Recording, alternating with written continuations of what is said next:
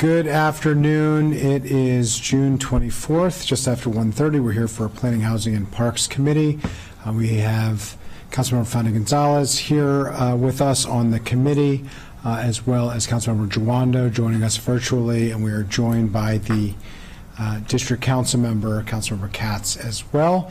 We have council staff and planning staff with us, and the planning board chair, which we appreciate, and we are ready to dive into this. So with that, let me turn it over to Ms. Dunn and council staff, and you can walk us through the packet.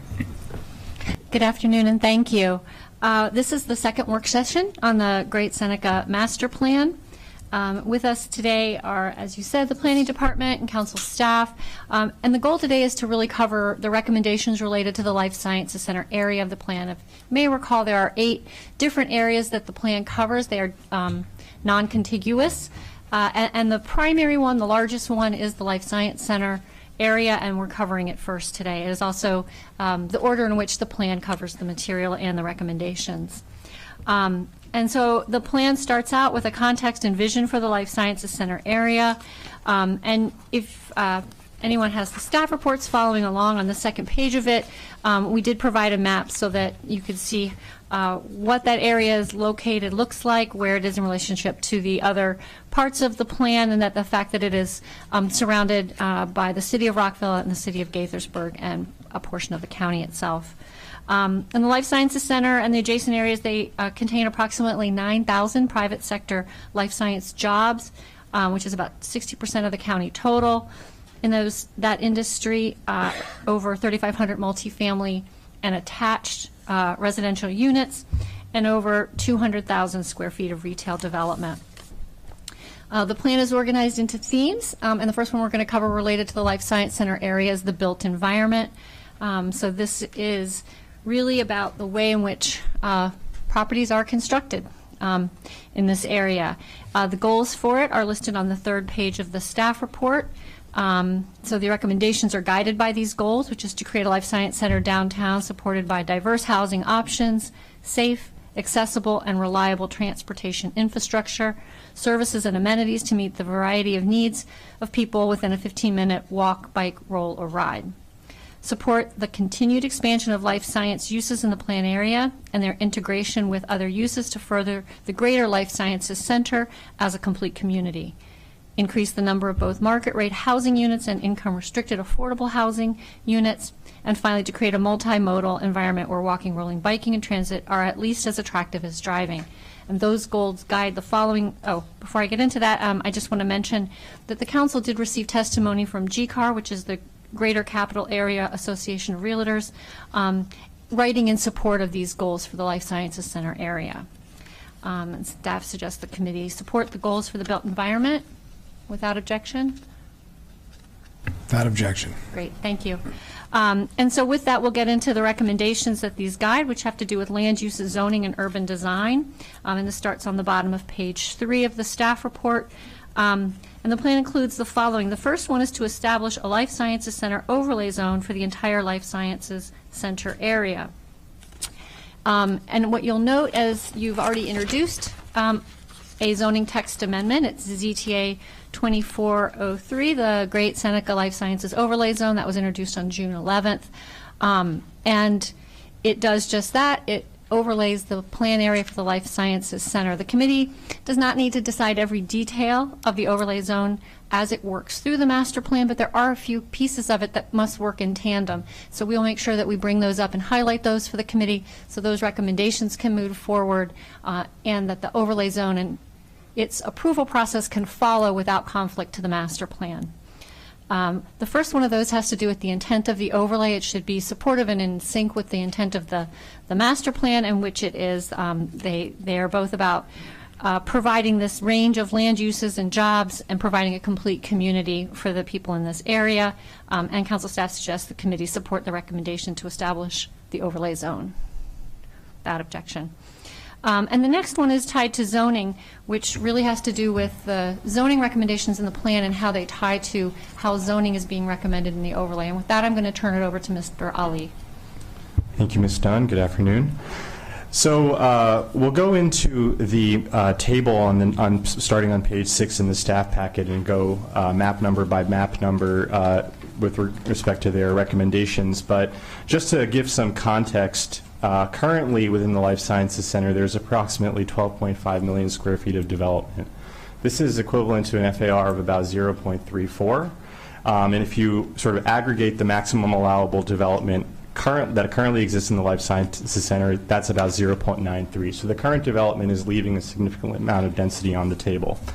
The majority of the recommendations that we'll see in a minute more or less confirm the existing zoning, recognizing that there is still some potential. The Great Seneca Science Overlay Zone that Ms. Dunn just referenced would, however, allow for a 200% density bonus.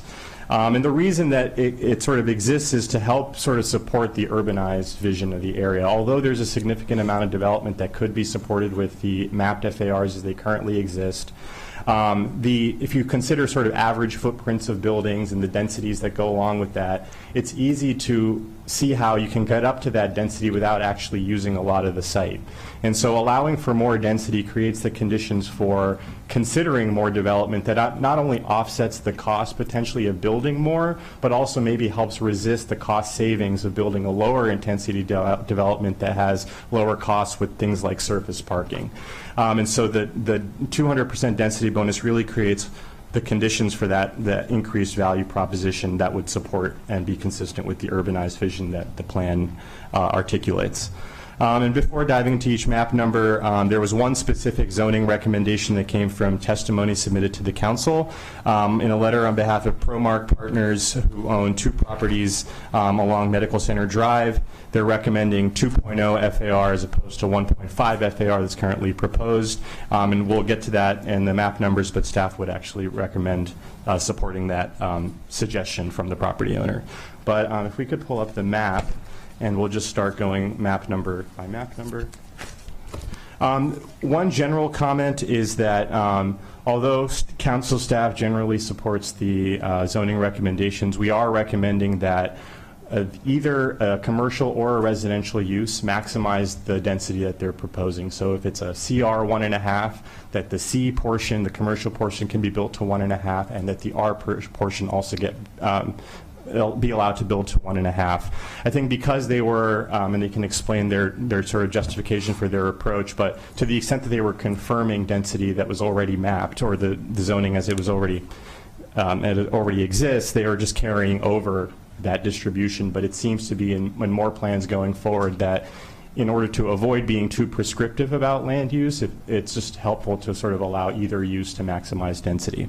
Do we want to hear from them now, or do we want to wait and go through on that kind of broad concept? No, it's worth perhaps maybe if the planning team would like to elaborate on that approach. Yeah, could we just hear from planning on that? I mean, generally as we go through these plans, planning has recently certainly adopted a more flexible approach to redevelopment on these types of issues. I know here, as noted by council staff, there was a kind of transferring old zoning to new zoning and perhaps not changing or rocking the boat too much on that unless there were specific reason to do so. But could you just explain your view, and if you agree or disagree or are agnostic on the council staff suggestion of having the same flexibility for either commercial or residential as was just noted?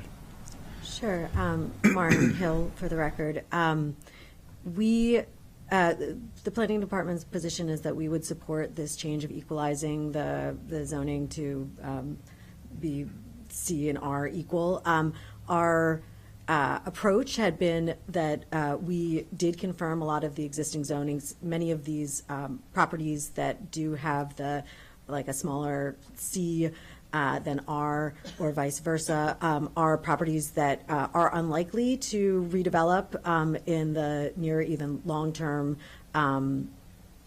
So I think part of our approach was looking at what is realistic and not creating kind of that phantom or expectation of change that would not happen. So, for example, one of the properties recently redeveloped and will not likely redevelop in the lifetime of this plan.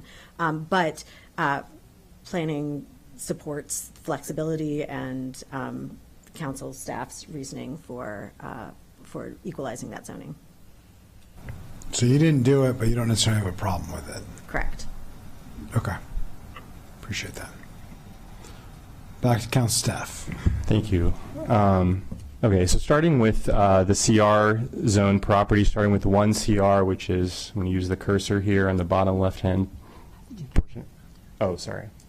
Yeah, so it's 1 CR, the CR being the dark pink. Council staff agrees with the proposed zoning, which just confirms the existing zoning, although it increases the height to 150 from 80, which is another theme with a lot of the proposed zoning, is to increase the height to 150 feet. Going to 2 CR, which is that portion at the corner of Trevilla and Darnestown Road. Council staff recommends allowing the C to maximize the overall density of 0.75. 3A CR, which would be all the threes are where the Elms at PSTA site is. And council staff also recommends allowing the C to maximize the density, but again, recognizing and acknowledging what planning staff just said, which is there's new development that's currently being constructed on the site, so it's unlikely that that new development would add that much more commercial. 3B, again, same general block area. The council staff recommends increasing the C to 1.0. 3C, same thing. Council staff recommends allowing either commercial or residential to maximize the map density. The same thing for 3D. And in fact, currently there exists a balance of development. There's a shopping center and some residential, and they more or less equal each other, so it would make sense to maintain that going forward. For 3D. For 3E, I think this was just a technical correction. The planning staff noted that the zoning allows for more flexibility of uses, but they're carrying over the same zoning, and so this was intended to say confirm existing zoning, but planning staff or council staff would recommend increasing the C FAR to 1.0 to equalize them. For 4 CR, sorry. Yep, sure. Go ahead. Sorry, I believe on 3E that there was an error that the planning board had actually upped the C to allow more flexibility as a request from the county executive. But that means that then it would allow more flexibility of uses and not confirm the existing zoning. So it's the C. Yeah. So the technical correction is on the C, is a 1.0 in the proposed zoning column for 3E. Correct. So no change is recommended there because those two equal. C1, R1. Yes, there's no, yes, that's right. So we'll just edit the document to update that. For 4CR,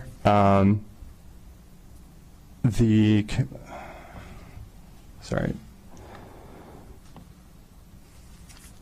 Yeah, this was just a question about the discrepancy in the height where there's allowing for 160 feet instead of 150 feet, which is sort of standard, but it might just be because, again, they're borrowing or maintaining the existing zoning. I don't know if planning staff want to elaborate. That's the reason. Okay. Yeah, so other than that, planning staff have noted that the justification for this proposed zoning is erroneously described because it's just confirming it, and so it's meant to say that instead. And staff recommend allowing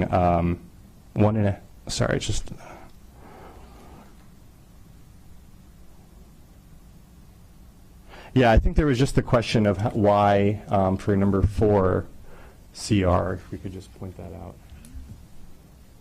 Yeah, it's a contiguous area to 5B. Yes, I think is what you're to suggesting here. And so what is the rationale of having a different, why confirming in one and expanding in the other? I just want to, does that paraphrase what? Yes, sorry, and sorry for the delay there. All right, so 4CR, you're essentially confirming, even though it says allow more flexibility of uses, it really is confirming existing. That's the clarification. But the question then becomes, as raised by council staff, if it's contiguous to 5B, then is there a reason why one would confirm and the other would allow for more mixed use and increased height? If you could just explain the rationale Sure. of what differentiates these two contiguous sites. Throughout the process, we had lots of conversations with property owners in the area, and one thing that was kind of unique is that we rarely heard that people or that property owners were limited by the FAR that their zoning capacity. So we did confirm the zoning for the most part, not changing it.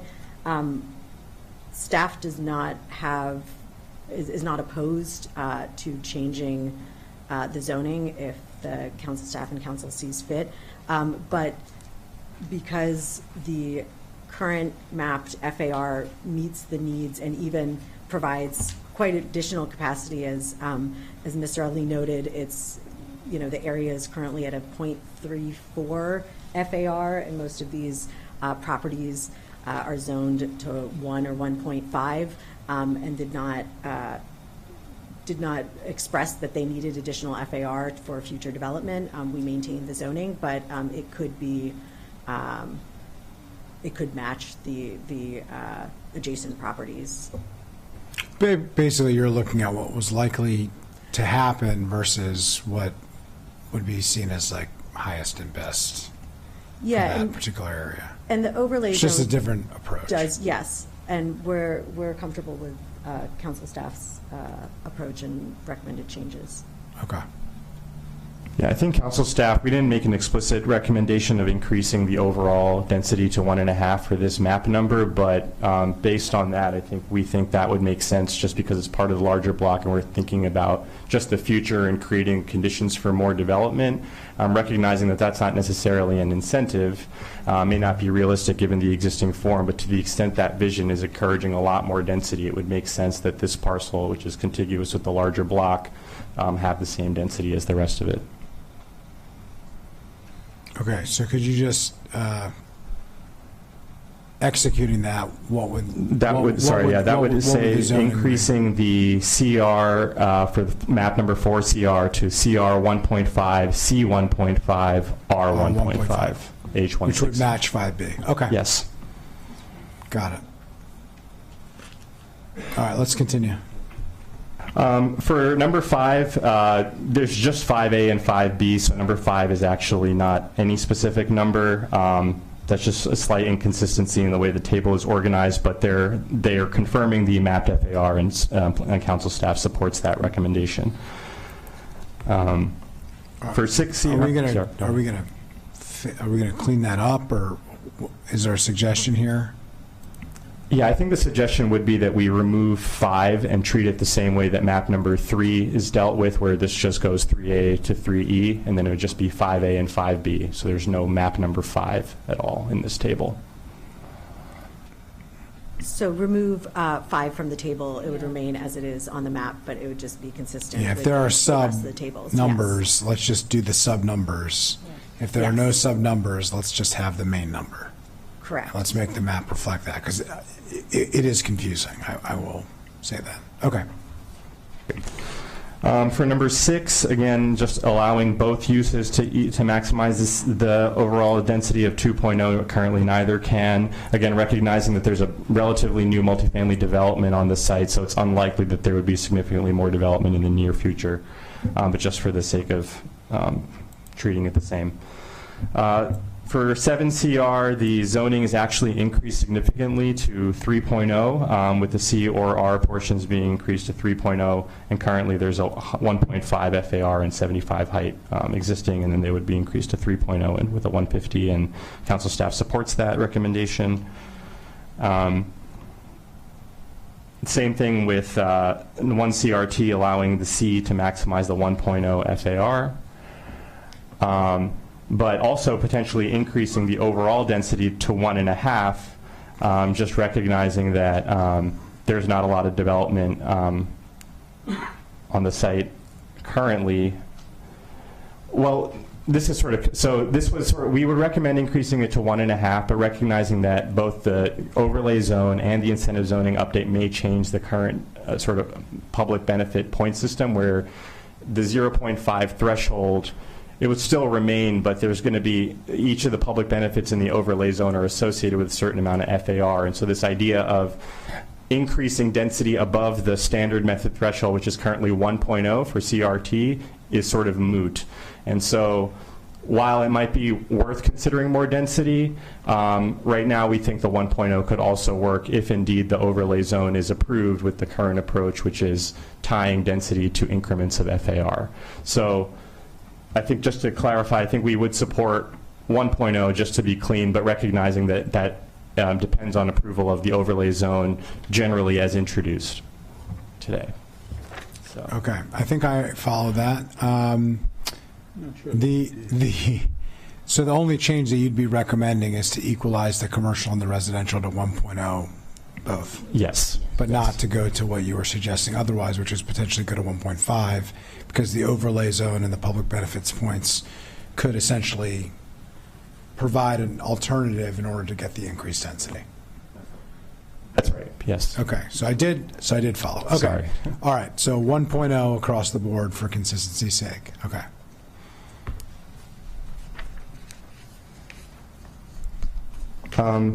Again, with 2 CRT recommending that the 0.25 for the C be increased to 1.0 to maximize both either use.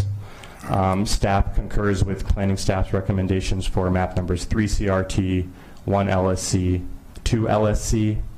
For 3 LSC, this is the one where the council received some testimony from the property owner requesting that the zoning be increased to 2.0 FAR.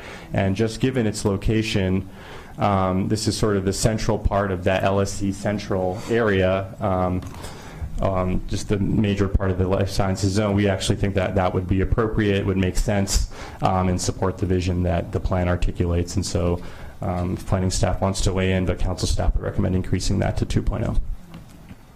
Okay. Recommendation to increase to 2.0. Any concerns from planning on that? No, planning's fine with that. It is, again, the reasoning behind this is the 1.5 stays in line then with the other properties on the block, and with the understanding that with the overlay zone, they would be allowed to increase to 3.0, but planning does not have strong objections to changing the zoning to 2.0.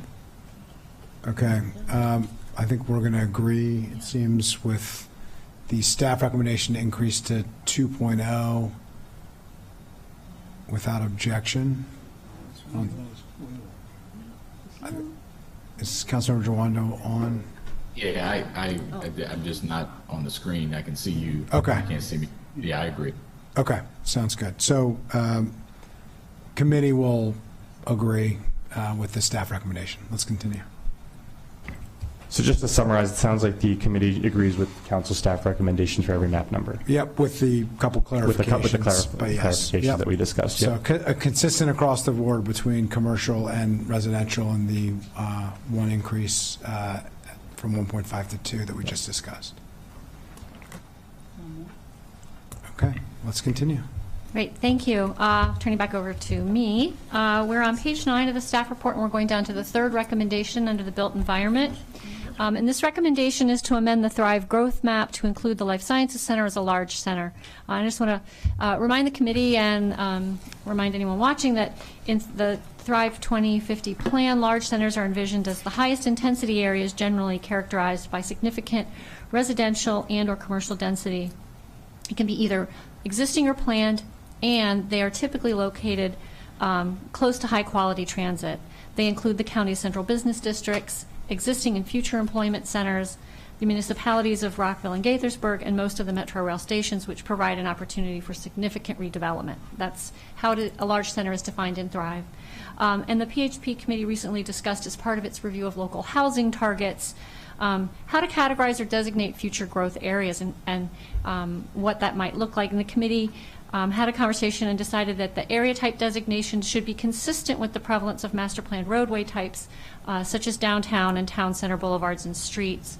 The use of master plan roadway types recognizes the ongoing update to master plan areas based on the potential for growth and development, as was discussed during the local housing targets. And given the types of streets that are being proposed under this master plan, the master plan roadways are consistent with downtown and town center boulevards and streets. Council staff suggests the committee support classifying this area as a large center. Without objection? Okay. The next recommendation is to encourage compact mixed-use development near transit that integrates and connects life science uses with retail, residential, neighborhood services, and amenities. Again, this is something that is supported by the provisions in the overlay zone, which also does retain in the LSC base zone the required minimum 40% of LSC use, so we're not supplanting that as a predominant use in the area. No objection? No objections. The fifth recommendation is to promote vertical organization of the life science center spaces, to make land available for more mixed use and public open space. And again, this is supported by the higher mapped heights that the committee has just now approved, so without objection. Without objection. Number 6 is to encourage adaptive reuse of existing structures coupled with infill development when feasible. Council staff suggests the committee support this. Again, public benefit. There are public benefit provisions which support adaptive reuse in the life sciences overlay zone. Without objection. And we can discuss a little more about adaptive reuse when it applies to a specific property I was going to say, yeah. when we go forward to the As an overarching opportunity principle sites. is one thing, but we need to discuss, get some specificity on the individual sites. We will do that during, our opportunity site conversation Yep. very shortly. And then the last one was to consolidate parking facilities and garages that are not visible from pedestrian areas, preferably lined with building uses or screened when visible from streets and public open spaces. And with that, I'm going to turn it over to Mr. Kenny. Sure. So we received testimony from Guardian Realty Investors, which owns the property at 15200 Shady Grove Road, which is in the northeast portion of the Life Sciences Center.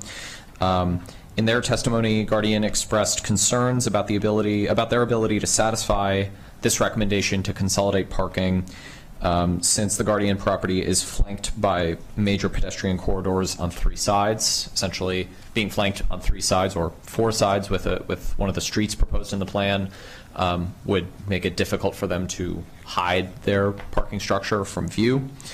Guardian proposes changing the recommendation to instead read, encourage consolidation of, rather than strictly consolidate, parking facilities and garages that are not visible from pedestrian areas, preferably lined with building uses or screened when visible from streets and public open spaces. Essentially, Guardian is seeking some relief from this requirement, although that council staff believes that structured parking is reasonable given the density allowed for this property and given the property's size, and the potential need for underground parking or other options for shielding the structured parking from view from the right of way. Could be worked out during development review, but does not see a compelling interest to weaken this recommendation across the whole plan. Okay. No objection to the staff recommendation, it doesn't appear. And the last recommendation under the built environment for land uses has to do with developing design guidelines to promote design excellence and provide detailed guidance on the following, and it lists 4 things in the staff report. They're at the top of page 10. And as this committee is aware, and most of the council members, it is not unusual for most master plans to be followed by a set of design guidelines that are established specifically for that master plan. And so this would be no different, and staff supports that idea. Okay, no objection. Okay. We'll move on to the housing recommendations now. One of the aims of the plan, a primary aim of this plan, is to increase the amount of housing to meet a variety of needs of people of different incomes and different abilities, different household compositions. And currently within the Life Science Center area, where there is housing, there's a very strong rental market that continues to experience demand for housing with above average rents, and rental housing vacancy rates that are below the county average. With this in mind, the plan includes the following recommendations related to housing. And the first one is to require new developments to provide 12.5% moderately priced dwelling units or other MPDU obligation as established by code should that change, which is aligned with current county policy. And just as a reminder, there are currently 3 master plans that require 15% MPDUs for the master plan area, which is the Bethesda Downtown Plan, the Silver Spring and Adjacent Communities Plan, and the Tacoma Park Minor Master Plan Amendment. In addition to these 3 plan areas that require 15%, we have Bill 3817, which was passed in by the Council in 2018, which requires residential development to provide 15% MPDUs in planning areas where 45% of the census tracts have a median household income of at least 150% of the countywide median household income, to provide some more diversity in housing. The planning areas that fit into this criteria are designated annually by the Planning Board. With respect to this master planned area, the Travilla planning area overlaps with about a third portion of the Life Sciences Center area of the plan. If you turn to page 11 of the staff report, you'll see the 15% MPD requirement by planning area. The shaded ones are the ones requiring that. The very dark shaded are the master planned areas. And then below that, you'll just see a red outline of what the Life Sciences Center area is, and you'll see that, as I just mentioned, about a third of that falls within the Travilla planning area, which would require the 15%. Yeah, I'll just say, I mean, we haven't done this in every plan. We have done this in a number of recent plans, as noted. A third of this plan area is already covered. I would personally be inclined to just move forward with the full plan at 15%, but we'll see what other colleagues would like to do. I wholeheartedly agree with you. So. Councilmember Gerando? I agree. All right, we're going to recommend 15% for the whole plan area. Could I just get clarification for the record, Jason Sartori, Planning Director? When you refer to plan area, are you referring just to the Life Sciences Center area that we're talking about today, which is one of 8 neighborhoods? Yeah, so I mean, that's what we're discussing today. I think we'll have to take up a broader question later. Correct. Yes. You could do it just for the Life Science Center area of the master plan currently, and we will be evaluating for you the rest of the neighborhoods in the next work session on July 8th. I think we should evaluate and review the other areas, and if planning has thoughts, feedback, or concerns about that, or support for other areas, please bring them. But I think for the Life Sciences Center specifically, 15% is what the committee is recommending. Okay. Great, thank you.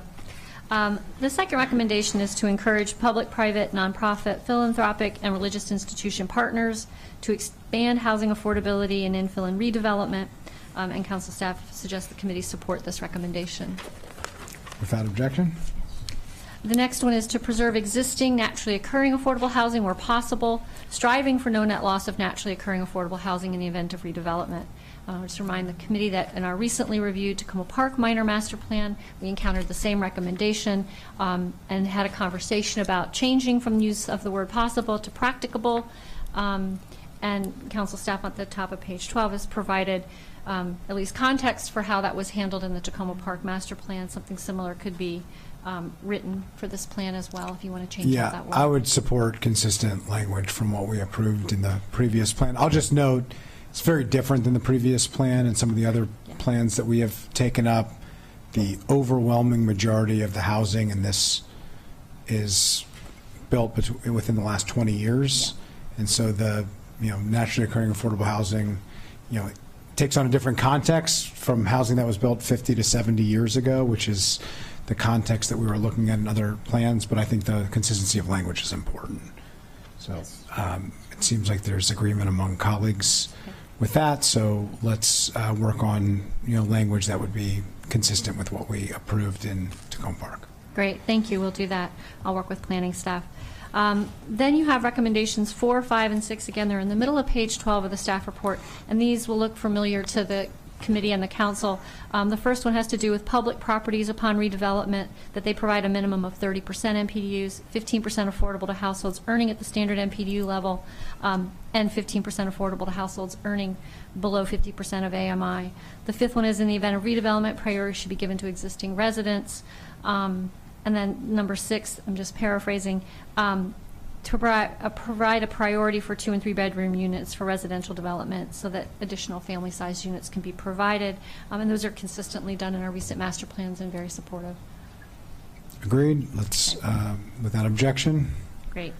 And then the last one, also pretty straightforward, is to make it easier to infill housing with healthcare or life sciences by providing flexibility and incentives. And this has to do with the way uses will be handled in the overlay zone, which would allow for more of that integration of different types of uses with housing.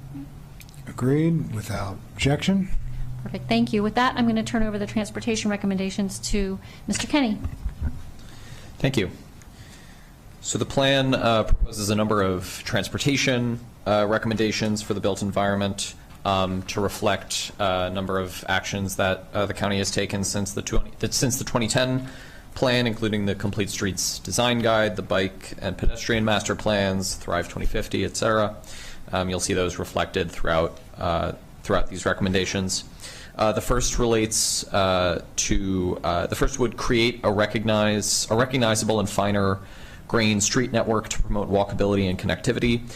Final road alignment and design will be determined with new development or redevelopment of this site at regulatory review. You'll see the full list or a full map of these sites or of these streets found on that would be helpful. Yeah, we'll pull it up here. There's figure 22, which provides a complete view of what the new street grid would look like. I'll see what we have here in a moment. That's what we have pulled up here. Do we also have figure 19? I think that one might be more helpful. Yeah, let's use this one. So the prior image shows what the full street grid will look like with all of the proposed names. You'll see new streets named as generic names, road, A, B, C, D, etc. This map, however, provides a better view of what the new street, highlighting the new streets as compared to the existing ones. On this map, the existing streets are solid, whereas the proposed new streets are dashed. This is essentially the main driver of this recommendation is the Complete Streets Design Guide, which lays out the distance between crossings, or essentially the size of blocks that are ideal for walkability and general connectivity throughout an urban transportation system. And so these recommendations get at that. We did receive testimony from several property owners. There are 4 ones that are listed here that cover a number of property owners that are requesting reduced requirements for these roadways.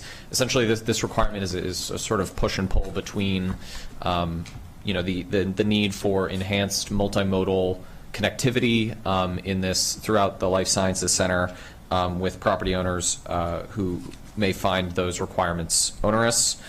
So we'll go through them one by one and allow, I know planning staff has comments on these as well that are contained within the packet.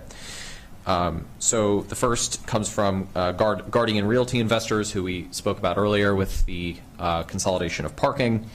Guardian owns the property again at 15200 Shady Grove Road in the northeast corner of the plan area. In their testimony, Guardian expresses concerns about the plan's proposal for Road I, which you can see, right up, it's in this north-south road that runs through the northeastern part of the plan area, creating a number of new blocks that were not there before. Yeah, let me turn it over to Councilmember Katz. Sure. Thank you, Mr. President. You know, on these maps, since you're specifically talking about roads by letter, if you could include the letter on this map, that would make it a lot cleaner. Yeah, we can go to the prior slide, which has that information. Thank you. Sure. So can we zoom in to that? We also have a zoomed in of the road eye. We have a zoomed in image of the road eye. It's a few slides down. Is it possible to just put that on the screen exclusively? Yeah, we can find Comments. that map, the Guardian property. Here we go. Yeah. So if we can move over, it's okay. We should just scroll down.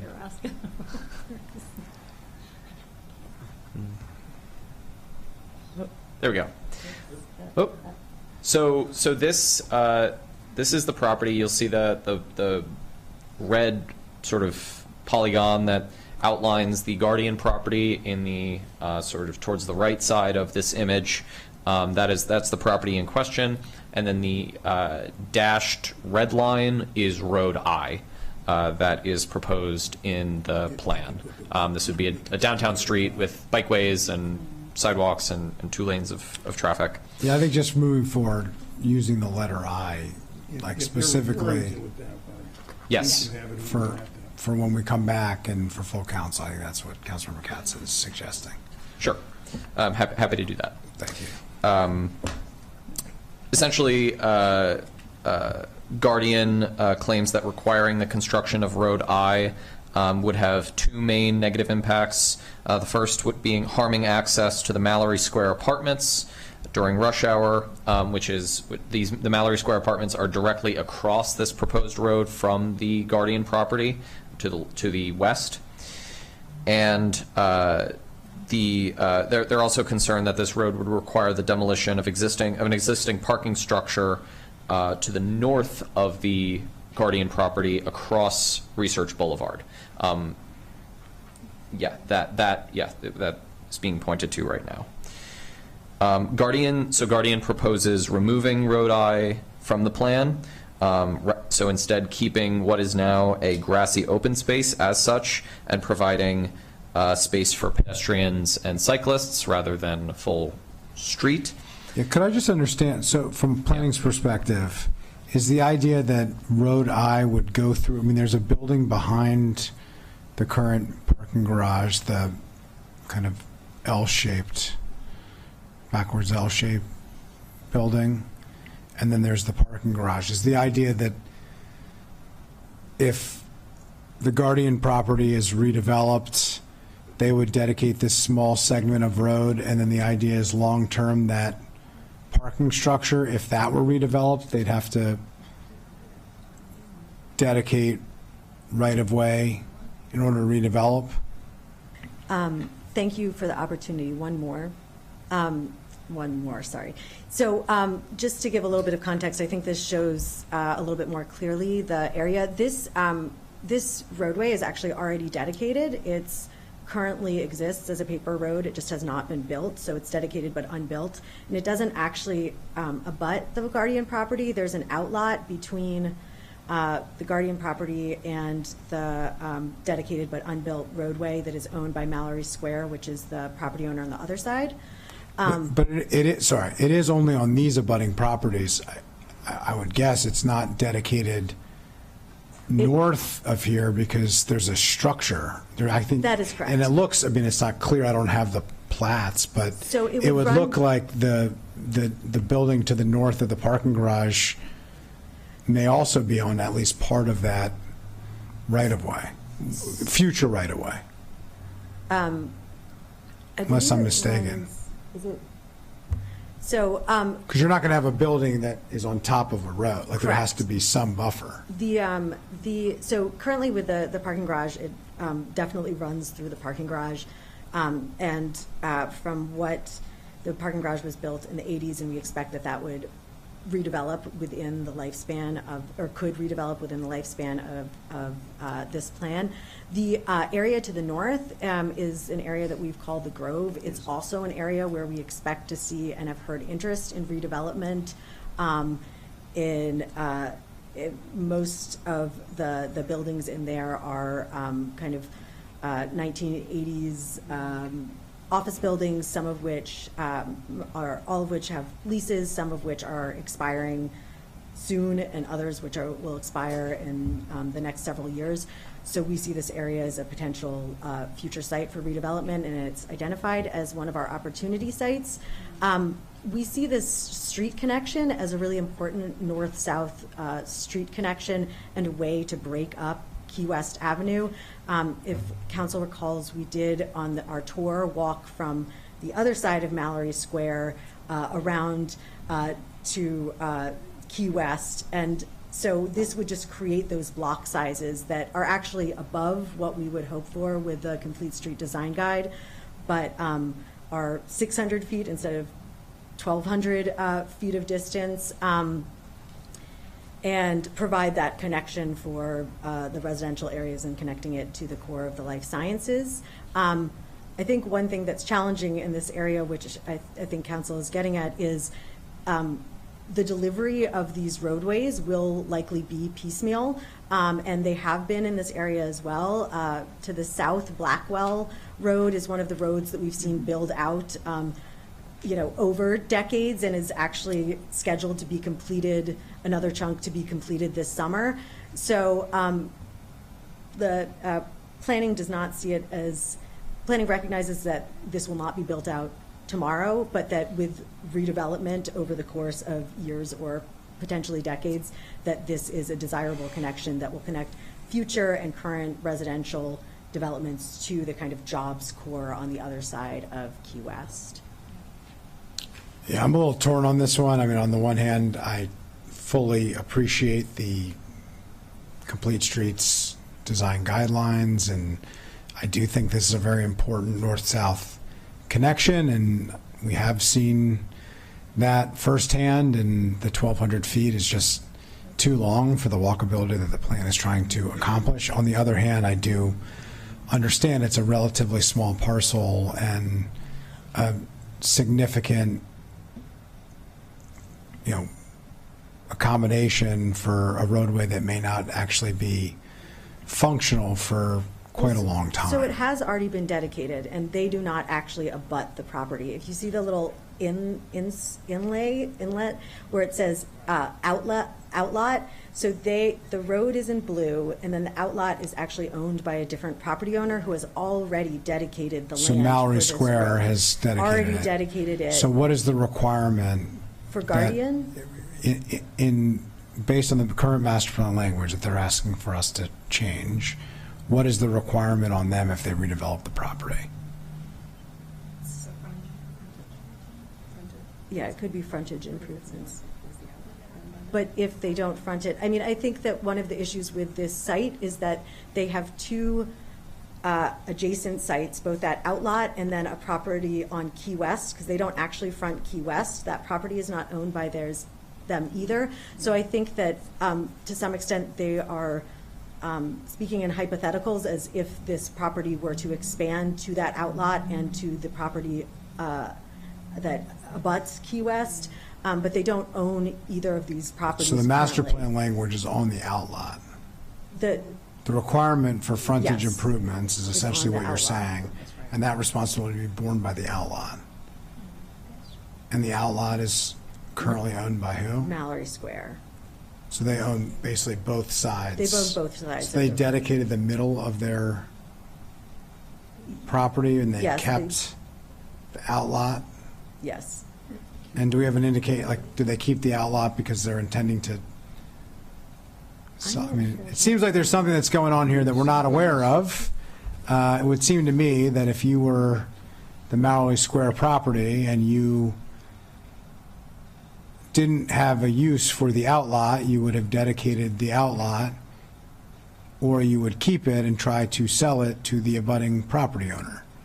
Because we're hearing from the abutting property owner, but not from the owner of the outlot. It would seem to me that that is happening, but it's a private transaction that, planning is not understandably involved in. I may just add for the record, Carrie Sanders, that the Crown Farm High School in Gaithersburg is actually very close to this site, so it is going to be an important transportation connection for all modes, not only bicycles, pedestrians, but also for vehicles, because we need to make sure we have the ability to disperse the traffic for all modes kind of near that high school. So just wanted to add, and I would also add that Blackwell Road is an example of where we have implemented roadway connections and master plans, and we've done that through the development review process, which is, really does address some of these issues that we're talking about here through that process. So I think this is going to be important to kind of keep this as part of the plan recommendation. All right, let me turn to committee member first, and then to Councilmember Katz, Councilmember Funny Gonzalez. let's remember, this is a vision for the future. And to me, I am 100% in agreement with the planning staff, and from what I gather, council staff also is in agreement. This is about a vision. This may redevelop in 20 years, 15 years. Who knows? We don't know. But I know that when that happens, this needs to happen, this road, to get that connectivity that we always talk about, especially so close to a high school. Thank you. Councilmember Katz. Thank you. By definition, an outlot has no connection, and it has no access. Am I correct? Why did you allow an outlot?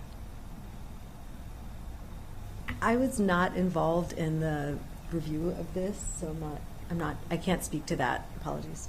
I don't know that anybody here was involved in that, to be honest. But yeah, that is the result of the development review process. And certainly when this property comes in for the development review, we will be considering, the frontage that's required by the code, such as the sidewalks and that type of thing. That will be considered through the development review process. But no, I don't know that we have a specific answer for why that landed the way it did.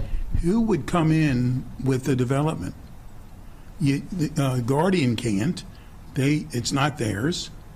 Mallory, somebody dedicated the rest of the road. I'm assuming that was Mallory Square. Who would come in with it?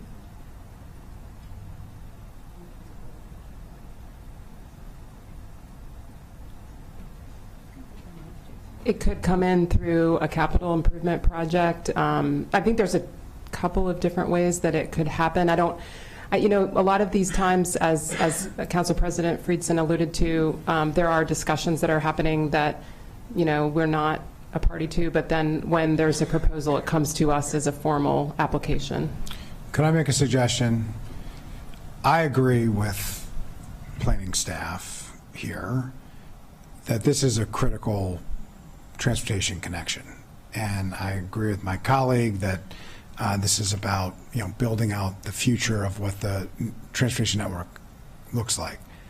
I do agree that it's a little odd. I will say the outlot is not only worthless, it actually costs money, because unless it is combined with the abutting property that would allow for higher value to the abutting property, it comes with requirements without really development opportunity. So it defies logic to really understand how it ended up being the way that it is. Having said that, when something's being dedicated, you're basically getting something for free, and perhaps the county didn't really have much negotiation opportunity or leverage to say, we don't want to take it in the way in which you are giving it to us. Having said that, can we retain it the way that it is? And what would the thoughts of planning and council staff be of including language to reflect what is essentially written here in the packet, which is to specifically note that frontage improvement requirements should be proportionate to the size and the scope of the redevelopment application? We presume that that's how planning would handle it, but to specifically denote that, to say that, we don't expect a frontage requirement to overwhelm, and be undue and unreasonable vis-a-vis an application. Sure. I mean, we have, the planning board has a policy on ensuring that proportionality with regard to frontage improvements already, and we would apply that to this particular site as we would to any other site. So I would ask that the policy that you have and the language that's included in here be looked at between planning and council staff, and that be proposed to us for the appropriate place, either here specifically or more broadly for the plan, if colleagues agree. That way we could address some of this concern, but not remove something that is seen as critical to achieving the goals of the plan.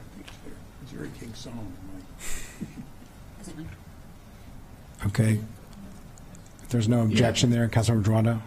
Yeah, no, I think that sounds, I'm assuming planning was nodding. I didn't hear anything, but they assumed they were Yes. amenable Yeah, to that. there were nods from our other colleague on the committee and from planning, but you probably didn't see that. Yeah, no, I think that makes sense. And I'll just say, since I agree that, these are by their very nature looking towards the future, but I think what you've laid out as far as an approach makes sense. So appreciate the conversation and definitely agree with my colleagues. Appreciate it. Okay, let's work on that language. We'll keep it in as recommended, but add that language to address the concern of disproportionality or the potential for it. And let's continue to the next site, or the next concern that was raised related to these issues. Yes, so the council also received testimony from Adventist Hospital, the Shady Grove Medical Center, about the impact of the 4 new street and bicycle pedestrian connections proposed for the medical center's 40-acre property. We should pull this up as well as I walk through it. So the center recently commissioned a campus master plan, which would consolidate several campus facilities and combine the 3 current hospital structures into one large connected medical facility, providing opportunity for infill development. Road G and Road Z in the current draft plan as they are currently laid out, their alignments would require relocating those buildings and requiring the hospital to alter their campus master plan. Instead, Adventist proposes slightly different alignments for Road G, Z, and the 2 pedestrian bicyclist facilities. You can see on the screen now, on the left-hand side are the connections proposed by in the plan, which would have Road Z running east to west. I think yes.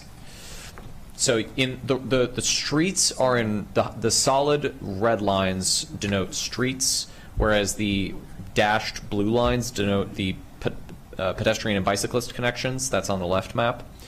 The east-west solid red line is Road Z, and the north-south red line perpendicular to it is Road G.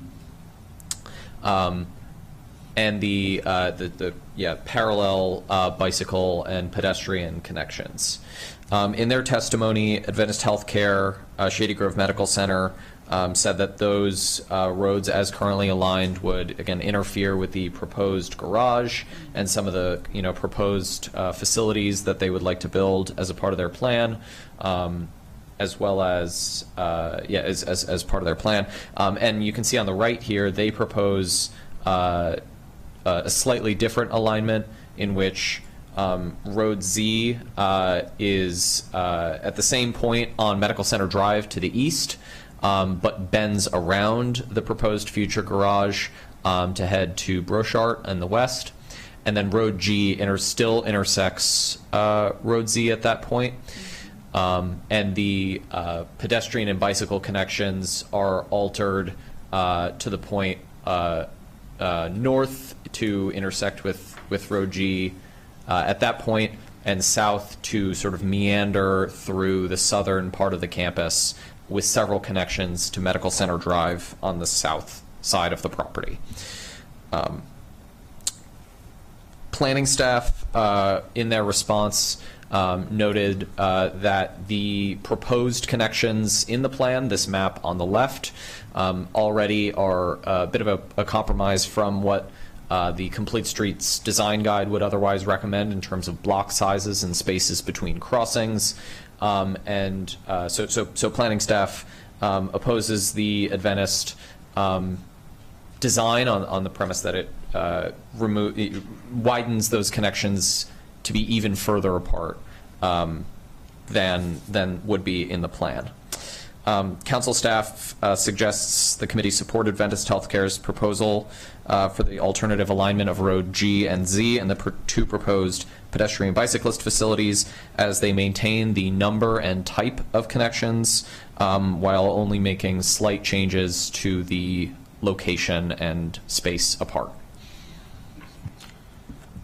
I think it doesn't seem like there's any objection to the staff recommendation here to accept the Adventist request. So without objection? All right. Okay. I agree. All right. Moving on. Not sure if we have a slide for the Alexandria. Excuse me, I'm sorry to interrupt. I do want to have the opportunity, if possible, for the planning staff to respond to Sure. the change. Thank you. Thank you. We understand that flexibility is required when we're making the master plans, that, you know, these are, as you have said, like long-range visions for the area.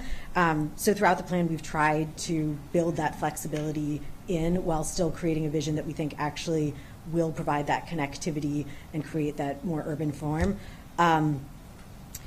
As council staff mentioned, we've been working with Adventists throughout this process, and kind of working towards roadways that can, and bicycle and pedestrian connections that can both serve the vision of the plan as well as the development of the medical center.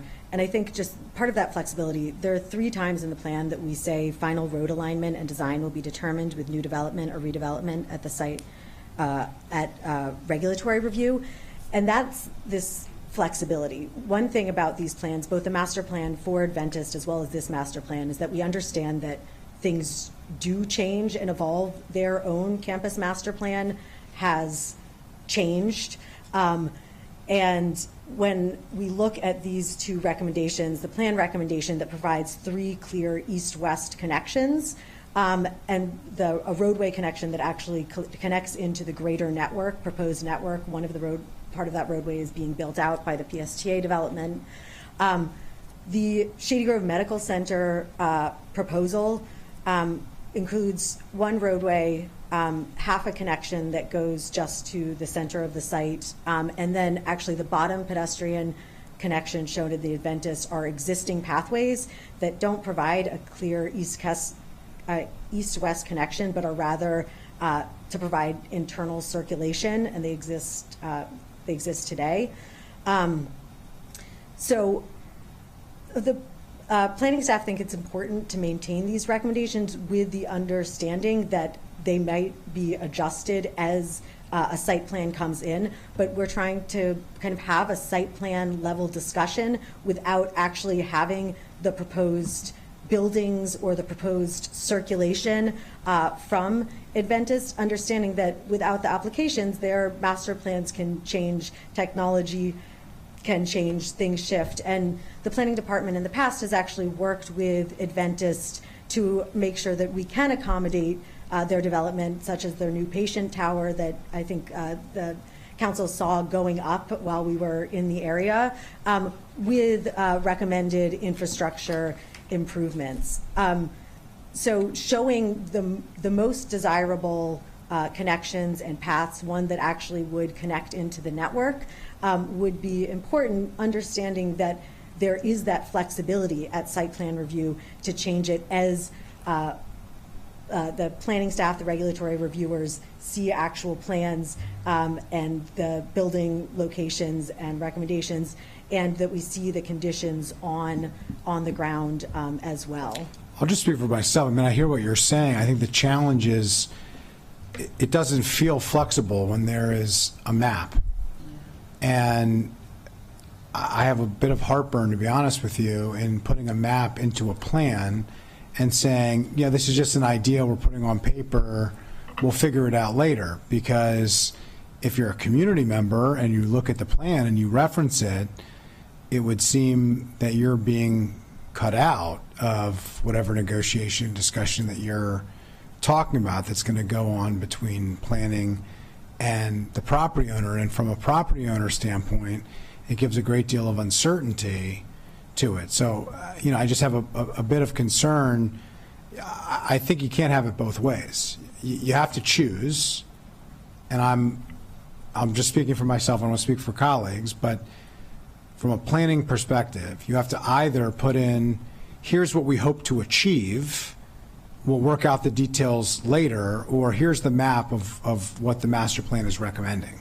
I don't think you can have a map recommending something and then saying, but it's subject to change at any time based on site plan that comes in and whether or not we figure out a better way to do it or a more reasonable or practical way to do it. I just don't think that that's particularly fair to residents, and I don't think it's particularly fair to the property owner.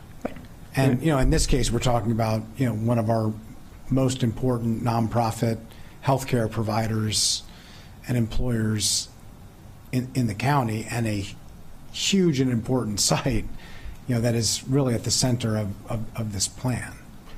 I think I think that what we're saying is with what's on the left gets at that former option that you identified of here's ideally what we'd like to see, recognizing that as things come forward and as specific plans are made, we'll work to figure out the specifics of all of this. If we don't include the map on the left, the alternative, what I'm hearing, is that we're going to include the map on the right. And so either way, there's a map that suggests in this master plan, here's what we're thinking. And we'd rather see, here's the ideal, recognizing that when we get into, and with all that language that has been placed throughout the plan, saying that we'll work out specific locations of all of these, as we do with all master plans and every, development project. Let me hear from colleagues, and then I have a thought, but you'll hear from colleagues first. Councilmember Fani-Gonzalez. I will say, especially after being on the planning board for so many years, I think it's really bad practice to put a map that will really misguide the public. Honestly, and the issue that I have with your map, the planning staff map, is that number one is going through a garage that most likely will not go away. That's the garage on the red, right? It's a proposed garage. It's not built. Okay, but then the other thing that I know is that the line that you placed is very close to the mental health facilities that the Adventist Hospital has, and you don't want to have a road so close to those buildings. You actually want to put it away, which is what the proposed plan from Adventist has, the green one, going really away. I am okay with the council staff recommendation on this one, because I just think when you put a map so clear the way you did it, it will cause problems when it comes to site plan, especially when you don't think it will end up there. If we're going to put a map, I think we should put the Adventist healthcare suggestion and just say this is, use language to say this is a hope or what we're striving to do, but doesn't have to specifically be this way. But it would get us closer to what the other suggestion is. So. Councilmember Joando, any thoughts or comments? Yes, yeah. I think you kind of said this at the beginning, and I guess I'd love planning's direct, a finer point on the response to, especially in light of what Mr. Sartori just said.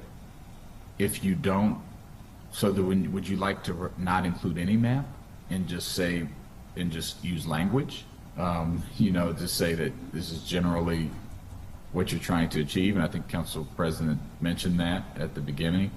I think I share the concern around if there's a map in there, that's what we're saying we want to go towards. I understand if you're saying you don't necessarily like agree 100% with the map that Venice has proposed, so I get that. So is there some sort of alternative where you want to, or you want to say, where you could say what you're trying to accomplish in saying, in not locking it into an exact map? I mean, that would be my question to planning. Is that possible? And have you done things like that before? I can provide some clarification that this map, the one in the plan on the left, is not. Sorry, clarification. This map is not in the plan. This was a graphic that we had to show the street connections. So when we're talking about removing the maps, I guess the question is, is that every figure that we have that we've shown previously of the street connections? Because we don't actually have a close-up of the site in the in the plan. So I don't know if you want to. What I was trying to get at is that this map here is not in the plan. It is a rendering, essentially zooming in to the map that is in the plan. The map in the plan depicts all of the roads and streets existing and proposed throughout the entire plan area. This. When you zoom in, that's what this means. Right. This incorrect. And where in the plan regarding this street recommendation is there? So then, how does this street recommendation get made in the plan? If you look at figure 19, can we pull that one up? Do we have that?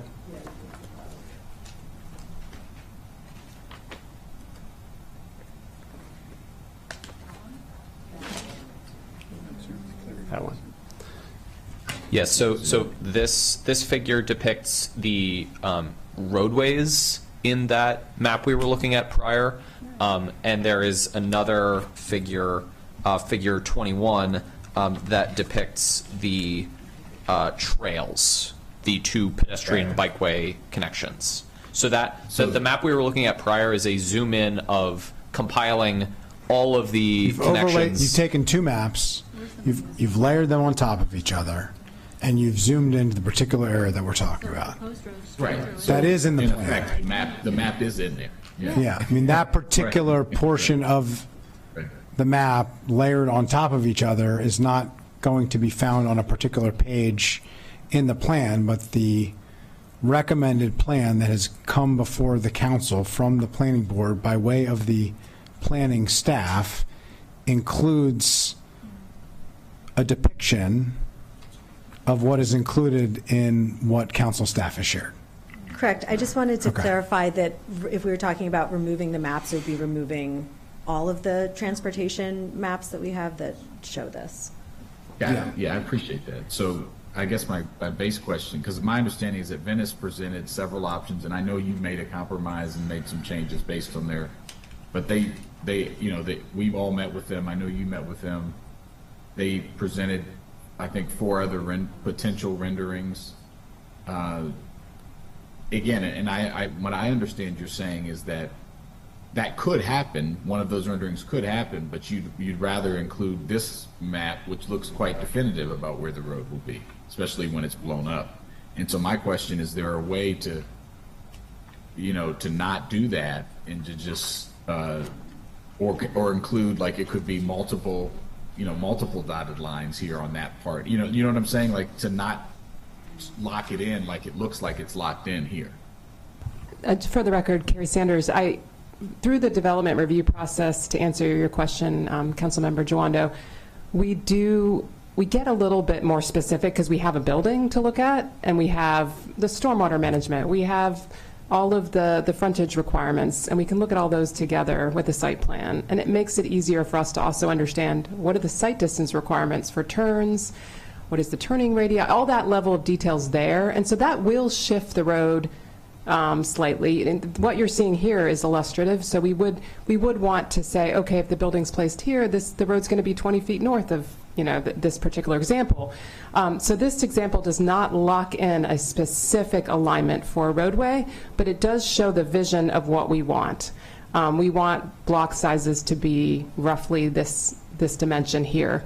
So I guess where we're struggling a bit with the conversation is, if we have a site plan before us, absolutely we're going to respect the dimensions of that building or that parking garage, but we don't have that right now. And so this is what we would, this is our vision, and when we get a site plan, we would assess that. When you have a potential. When you say that this is already a compromise, do you mean this is a compromise based on your understanding of what the plans for the site are and how Adventus intends to move forward with this medical facility? Or do you mean this is a compromise because there is the perfection of the Complete Streets design guidelines, which has certain ratios and certain distances between intersections, and what you have proposed here doesn't exactly meet that because there are certain site constraints that are immovable and unchangeable, and so you've done it as close as you can? Because those are two very different things. To me, compromise means working with somebody and figuring out something that might not be everybody's version of perfection, adjusting it based on reality versus policy guidelines and general interests is not really compromise. So I just want to understand what you mean by that. Absolutely. So what I mean by that is essentially. Well, I said compromise, by the way. No, I appreciate that, but my understanding by way of council staff was, and that's included our, right. That is the general pushback here is, well, listen, this is already a compromise. Right. We don't want to compromise on a compromise, which is a legitimate point of view, but I just think we need to understand what exactly do you mean by compromise, because saying we're not going to do exactly what the ideal best practice is, so we're not going to change what we put in the plan, is very different than saying we listened to stakeholders, we heard their concern, we adjusted it accordingly, and we don't think it's appropriate or reasonable to have to further adjust it again, and we don't think what we're asking is totally crazy. We understand this site is a bit unique in the county. It's one of the largest behavioral health centers for the entire county, let alone the state of Maryland, and so we understand there's unique concerns here. We also have, the future master plan of the site's going to need some material management disposal and material management supply and loading areas. So we're very cognizant of all those realistic operational features of the site. And so when we always start with the Complete Streets recommended street spacing. That's where we started with our original recommendation. As we worked through the planning board process, and all this was through the public hearings, we heard testimony from the applicant that because of their behavioral health and material management areas, where we've, spaced the roadways was not going to work for them. So it is a bit of a unique situation in the county, and so what we tried to do was say, look, really you need 2 streets here on this very large block, because somebody's going to have to walk upwards of 1,000 feet to get east-west on this block. However, we understand that you have a really unique situation, and we're willing to work with you on the placement of only 1 street. So we reduced it from 2 to 1. We kept our pedestrian and bicycle connections because we felt those could be done with sensitivity to the security aspects on the site. We have lots of areas of the county where we have secure facilities that also have ped bike paths, and so we felt that could be worked through. So I would explain the entire process as we start with Complete Streets, and we looked at the site constraints that were brought up through the public hearing process. So hopefully that answers your question. Appreciate that. Let me turn it to Councilmember Katz. Thank you very much. I'm sorry. Go ahead. I'm sorry. Yeah, Councilmember Drawden, please. I didn't realize you weren't finished. I apologize.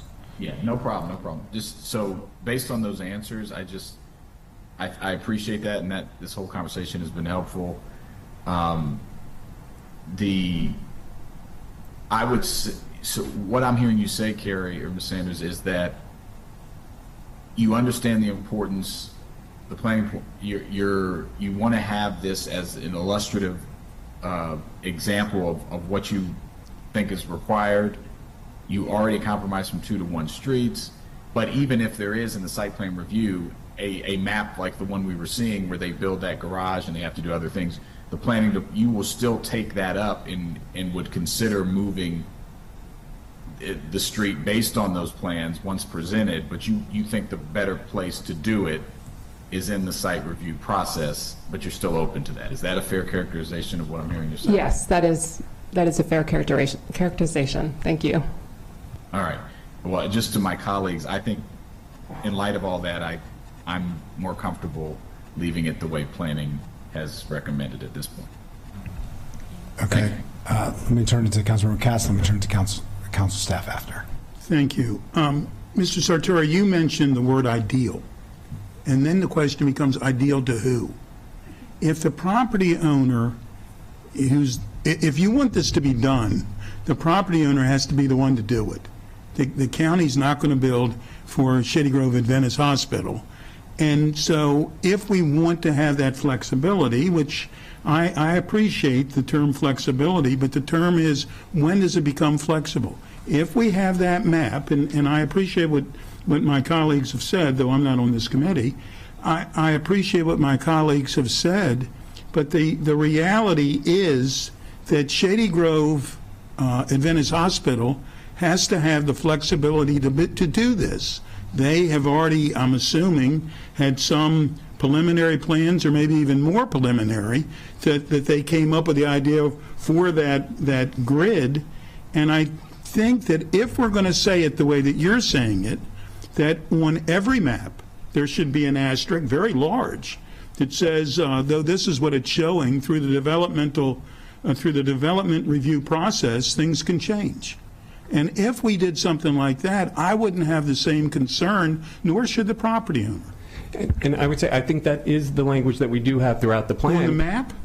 We do have it in the actual description of the Most people aren't going to read site. the description. Well, the regulatory reviewers will definitely read the description of the site when performing the But the regulatory public wouldn't. review.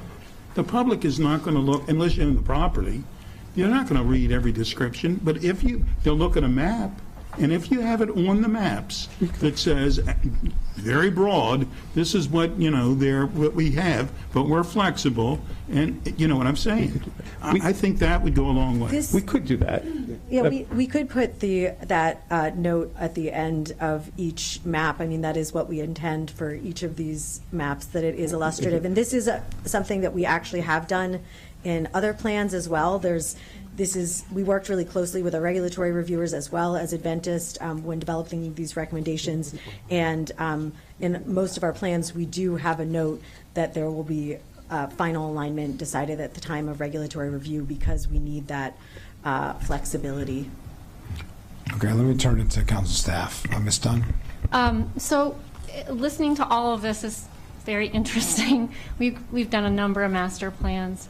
And I think one thing that we've always held, there's an integrity to the proposed master plan. One, the language in the recommendations. That's why when we bring you a staff report, we put all the recommendations in it verbatim. So you know as a committee and a council what you're approving. At the end of the day, you write a resolution that changes any of that. And basically the same thing with the maps. When you put a map forward and you say, these are the master planned roadways that the council has approved, the planning board has approved, they are not 100% specific by number of feet, but they are pretty much, this is what the master plan recommends. And one of the findings that has to be made at review is substantially conform to the master plan. And so when it comes to the end of the day, you're looking at a line across a very large property like the Shady Grove site. Could it be tweaked a little here and there based on substantially conforming to the master plan? Absolutely, it could be tweaked some. But we are arguing over whether it shows the line as it shows on the master plan that you've got on your screen, or a line that is slightly tweaked that the property owner has suggested. And in both cases, what's being said is, well, there is some discretion by the board. When they look at building placement, they look at other things. But the map that goes into the master plan is the first step in that guidance. And so it is a little hard to hear that, well, the map is there, but let's put all these disclaimers that they don't really count all that much. Because I think to the community and to all the long discussions we have here, they are supposed to count. They are supposed to be definite guidance. And because planning is sitting here saying they don't want Adventist's line on their map, tells you that they do think that they're pretty strong guidances. Because if they didn't, well, they should be equally okay. Yeah, I agree with council staff on that. Let me hear from, Mr. Kenny, do you have other additional comments? And then we'll turn it to the planning board chair. Yeah, two things. Just that quickly, that the council staff's concern is not that the flexibility language is not sufficient. It says final road alignment and design will be determined with new development or redevelopment at the site at regulatory review. That's a headline in the recommendation. Council staff's concern is that we are in a unique case with this property where the property owners have almost concurrently with the plan produced, or actually prior to the plan, produced a campus master plan, which has very specific locations for these proposed structures. This is not the case really for any other property that we're dealing with here, where we have the information of where these buildings are going to go. Now it's not a site plan, but it is information that the committee can work with, which is that is what is leading council staff to make this recommendation to opt for the appreciate the additional context of the uniqueness of the property, which I tried to hit earlier, and you did it much better than I did, so I appreciate that. Yeah, Artie Harris, chair of the planning board. Well, one of the, I thought that part of the master plans is there are kind of goals, right? And one of the reasons the staff wanted that road to go through, if possible, because it connects to the other side. I'm not sure which road there is on the other side, and so it's a goal. It's a goal. Maybe it can happen, maybe it can't. But the thought was that if at time of the application comes in, if we would evaluate, and the board we know it's a goal, but the board is also realistic, right, about what actually can happen. And we're all about economic development too, so we wouldn't stop that application because of those things. And so that I just went to the big picture. It wasn't just can it go to Brochard, but there was a road on the other side of Brochard. Ideally, we would like it to connect to, so that you have the complete connection. But at the time of application, if it can't happen, it can't happen because of some other pieces. So we can be flexible, but that was the goal. Yeah. So I guess here's my concern. I agree with council staff in the sense that saying that you're going to put a map into a master plan, but that we can pretty dramatically change it, if need be, is a pretty lousy precedent to set, and not a conversation here that I'm totally comfortable with us having. The master plan conformance is the cornerstone of everything that we're doing here, or else we're spending a whole lot of time and a whole lot of public resources and a lot of private and resident community input into something that is not nearly as central as I believe it should be, and I believe it was intended to be. I think the challenge that I have with what has been recommended is that we're hearing a lot of ideally and aspirational type of language, and what we're hearing from the property owner here, in which case is, as you noted, the largest behavioral health site in the county, one of the largest in the state, an important medical facility for us, a major public entity, even though it's a privately held property. They're saying that essentially there are other ways to accomplish something similar to what you're trying to do, but what you've proposed isn't going to work. So for us to put onto a map something that we're told isn't going to work doesn't seem reasonable to me. So I'm going to stick with the council staff recommendation. I would suggest that if you want to compromise, sit down with the property owner between now and final approval of this plan, and if you come up with a better way to do it that everybody thinks will work, we'll make it easier for them to go through site plan, make it easier for you to feel like it is more consistent with design guidelines for complete streets. I'm all for it. But I think at this point, I don't think that the case has been made, and I think council staff recommendation is reasonable. Agreed. All right, so it'll be a 2-to-1 recommendation with the council staff. I thought you had changed your view. Yeah, Councilman. Yeah, I just want. Yeah, sorry. There's new information. Sure. Yeah, please. So yeah, just if I could just chime in. Isn't it true on this thing, on this map here, that the bike pedestrian path is on top of existing utilities that are actually already there? Yes. Okay. So that's Why is that? It's an open space currently that is on the plan. It's a utility corridor. That's not the map that shows it. So it's not the roadway connection. It's the southern bike ped connection that that we're recommending, that I think they're trying to find. Okay. Well, my point being is that, like, you know, there's one thing to say, I understand your argument that, look, this thing doesn't exist yet. I think it is different. Council staff brought up the point that though not yet in site plan, there is a process that the hospital went through to create future plans that are pretty firm from their view, including this building that the road would need to go around.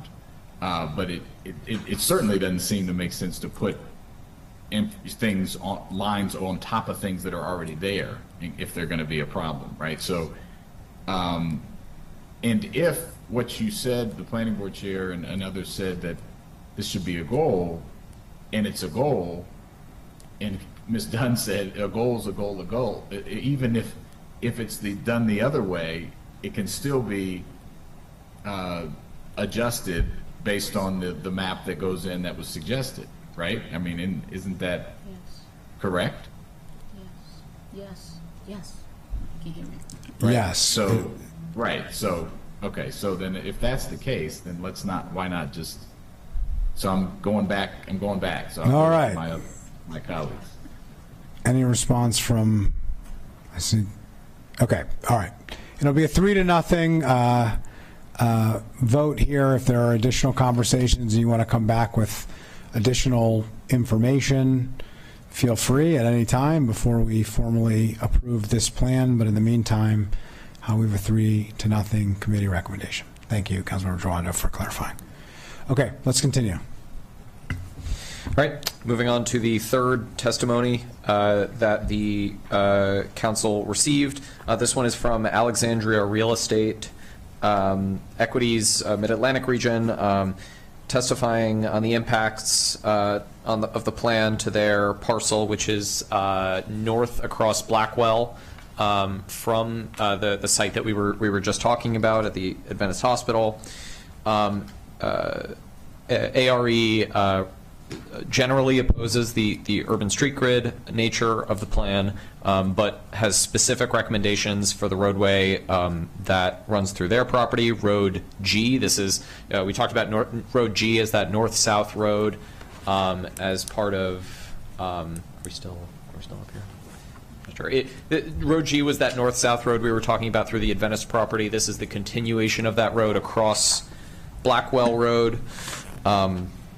ARE is recommending changing the designation of Road G from an 80-foot wide downtown street to a 44-foot wide commercial street, and adding the language for the Montgomery Medical Opportunity Site that, quote, the plan further recommends a north-south Road G as a continuation of the existing internal driveway. The cross-section of Road G should be compatible with that driveway. Planning staff responded opposed to this recommendation, given that a commercial shared street, this 44-foot wide street, would not be able to serve all of the uses that all the vehicle, pedestrian, bicycle, rolling uses that an 80-foot wide downtown street would serve. Council staff is generally supportive of reclassifying this road, although we're not dealing here with the same material conditions, with the same proposed buildings or structures that this road would interfere with. This is just a suggestion to relieve what could be an onerous responsibility for the property owner. However, council staff suggests the committee not support the proposed language that would reclassify Road G as a continuation of the existing internal driveway, which would imply private rather than public use. So a commercial shared street, this proposed 44-foot wide street, would be for public use. Okay, so two requests. Council staff agrees with one, does not agree with the other. agrees with the going from 80 to 44 feet. That's a dramatic change to what the recommendation was, but there are benefits to narrower streets. There's also trade-offs, which we can hear from planning on, but does not agree with the idea of changing it from a public access transportation facility to a private driveway, essentially, which is what was requested by the property owner. Okay, let's hear from planning first, and then if colleagues have comments or questions, we'll turn it to that. So response to the requests and response to planning staff's recommendations based on the requests. So this plan, this street was actually recommended as part of the 2010 plan. So this is a continuation of the recommendation with making it in line with the current county code and complete street design guide.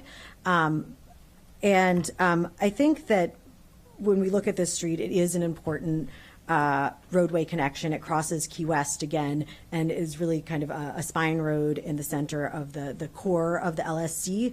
But I think also, as Councilmember Friedson noted, it's a dramatic change. And so looking at where that change comes from is important. I don't know if you could go down one slide, but the travel lanes in the cross section are already at the minimum for a downtown street. So it's deciding where that space is taken from. As we noted, this is a connection that would not just connect into the hospital, but also to this ARE property and connect it up to the across Key West to the residential and commercial properties that exist on the other side. So we think it's important, but we also think it's important to figure out if there is some sort of adjustment, what does that mean and where are we taking space from? As you'll see in a moment from the cross section, there are buffer spaces between the roadway and pedestrian and bicycle facilities. That is not only a safety feature, but also provides environmental benefits in terms of stormwater management, in terms of shade.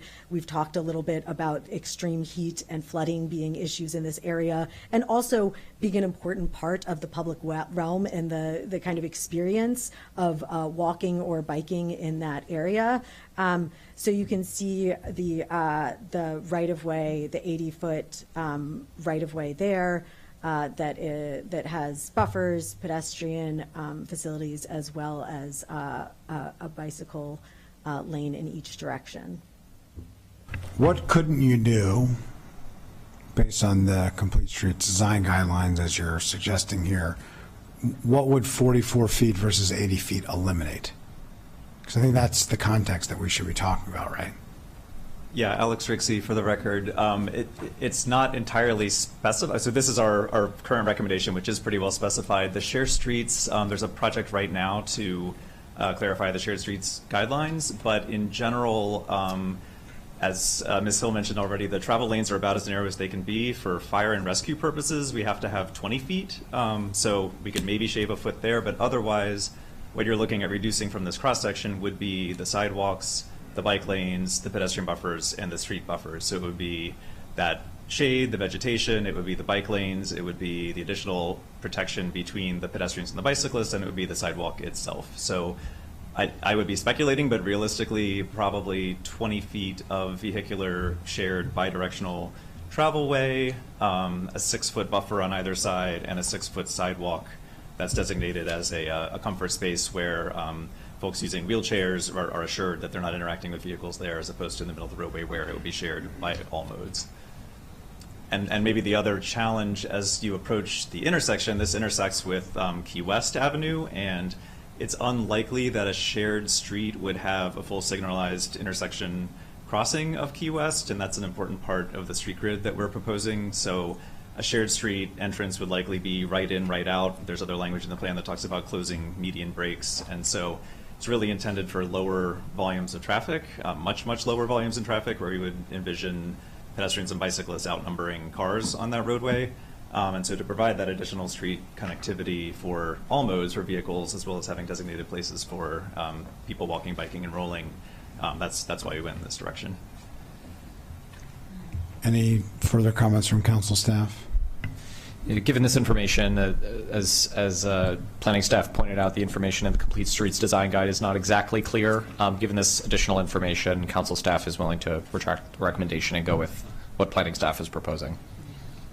Okay. I think there is no committee staff recommendation. Is there anything from colleagues? I think without objection, we'll move forward with that in light of the additional information. I'll just note 80 feet is big. I mean, that's half of a football field. Football field is 160 feet across. So this is a big area, but there's a lot of different shared uses that you're proposing to fit within that right of way. So just want to note that. Okay, let's continue.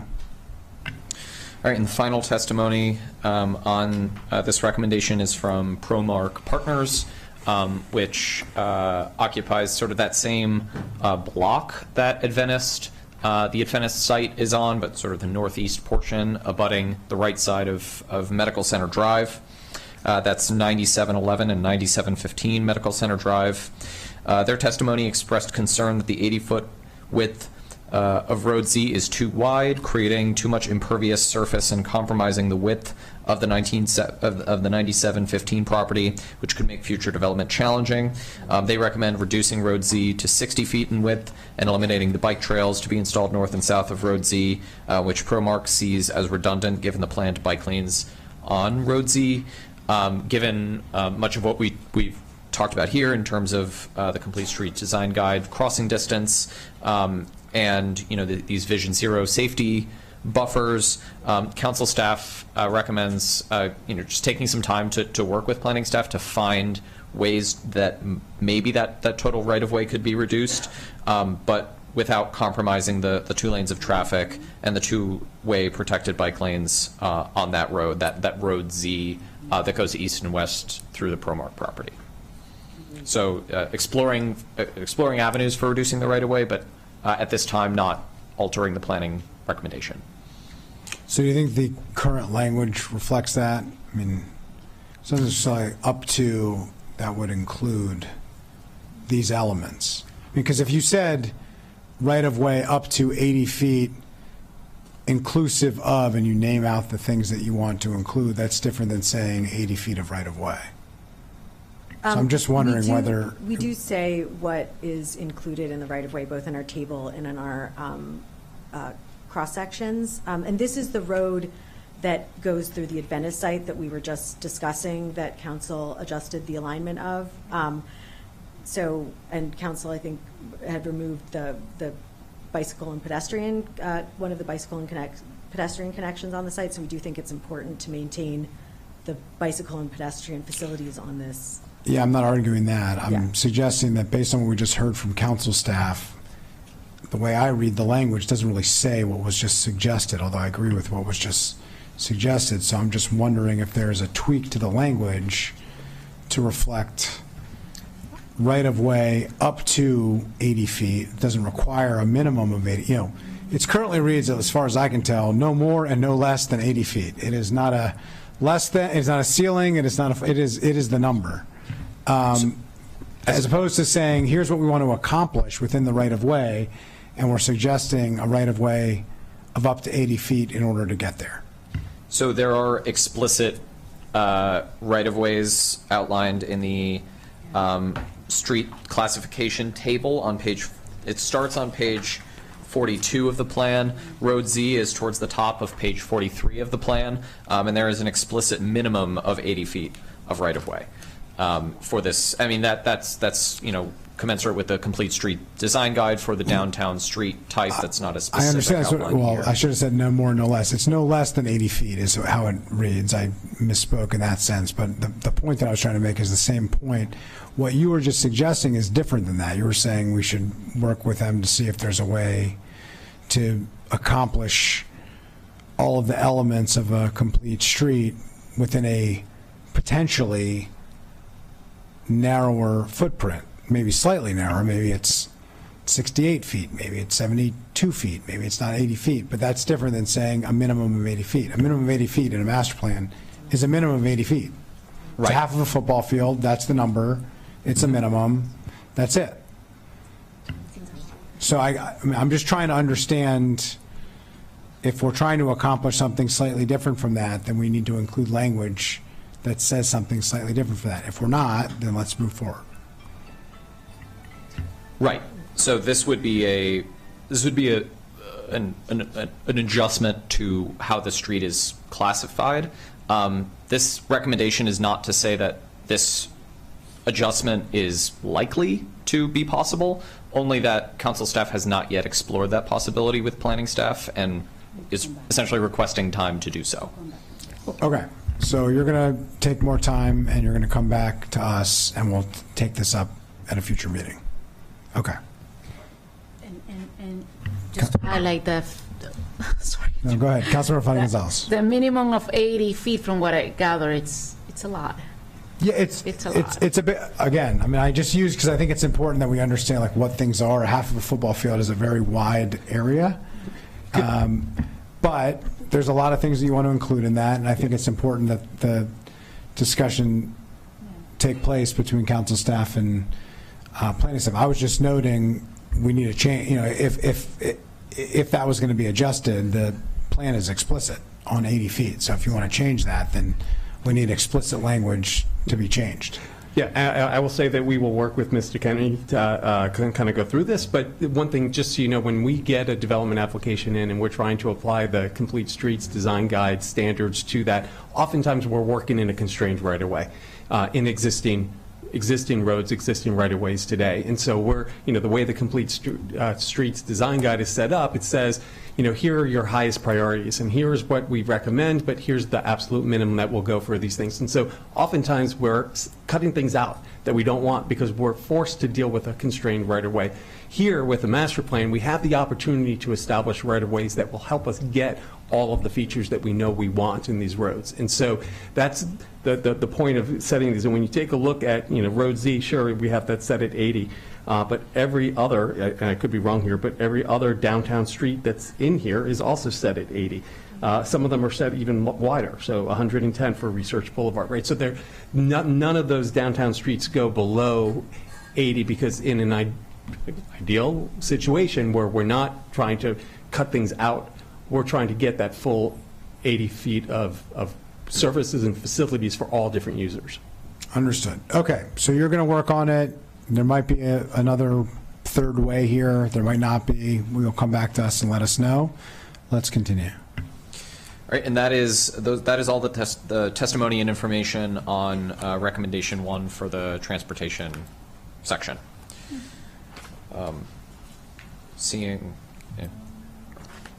Proceeding to second recommendation, which is to right-size roadways and intersections to create a safer and more comfortable environment for people who are walking, rolling, bicycling, riding transit, and driving.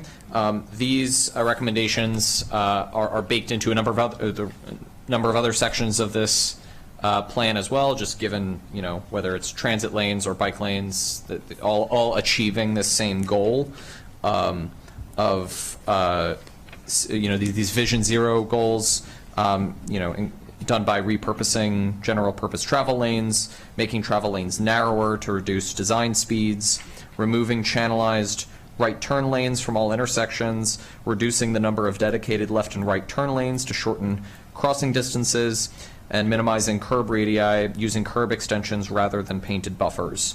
And this can include mountable curbs for emergency vehicles and truck access if necessary. Council staff included some additional information for the record on the transportation analysis conducted that backs up this claim, but at the end suggests that the committee support these recommendations. Without objection, we will support the recommendations. Yeah, we have Chris Van Elstein from the Department of Transportation who would like to speak on this. For the Very record, briefly. For the record, Chris Van Alsten with Director's Office of DOT. very broadly, we support the vision, the general vision of making this a more multimodal corridor through here, getting people out of cars, supporting Vision Zero, as Mr. Kinney was saying. We do want to express a word of caution that as we have prescriptive recommendations to simply remove travel lanes, that will have impacts on congestion through this corridor. I do want to remind council members that 28 through here, as it enters the plan area, does carry essentially what's a Rockville Pike level of vehicle traffic. So that's around 50,000 vehicles per day. As that splits between Darnestown and Key West, each of those roads are about 20,000 vehicles per day. So just simply removing travel lanes, as is recommended, is going to be a very, very difficult challenge for us to implement. We do recommend putting some additional study to this. We do recommend putting some triggers. This is not going to be possible unless we get the transit in place first. We need to get these corridor connectors that are recommended the plan in first before we do anything else. If we simply move ahead and remove lanes, it will be a very difficult challenge to put in place, and you'd have to do something that maybe we wouldn't want to support. So more turning lanes. I don't know how you do that without further channelization. So it would be a very, very difficult challenge for us. Okay. It sounds like you don't support the recommendations, for the record, but the broad vision, we do. You're just opposed to most of the details. Okay. If there are specific concerns about the traffic studies that have been done or insufficiency that the department feels exists related to the traffic studies, if you could send that to the council in writing in advance of our next meeting, that would be helpful. Do you want me, can I speak on that very briefly? I'd rather you send it in writing. Okay, we can do that. Moving forward, it's just for planning purposes helpful to request time to speak on individual items in advance. Just helps us to time things out. So appreciate the comments and the concerns, and please send us in writing, and we can follow up if there is a need for you to participate in the future work sessions based on those concerns. I think you heard council staff talk specifically about the traffic studies that have occurred. You have suggested that perhaps they have not been sufficient, or there are concerns with it or disputes that you may have with it. It'd be helpful for us to receive that in writing to provide council staff and planning staff an opportunity for them to give feedback on your concerns. Then we can have, I think, a more constructive and productive conversation about it. But appreciate the feedback. Councilmember Katz. We can do that. And I appreciate you bringing that forward. I think as part of those studies, we need to also look at 28 above the area that we're talking about. To Poolsville and upward Montgomery County, there is very little, if any, mass transit. I mean, I don't even know that there's bus service up there now. At one point there wasn't, but I'm not sure about now. And I believe that in order to have people throughout Montgomery County have transportation through Montgomery County, we need to make certain that you are correct, that the transportation is in place before we take away other transportation opportunities. Thank you. Okay.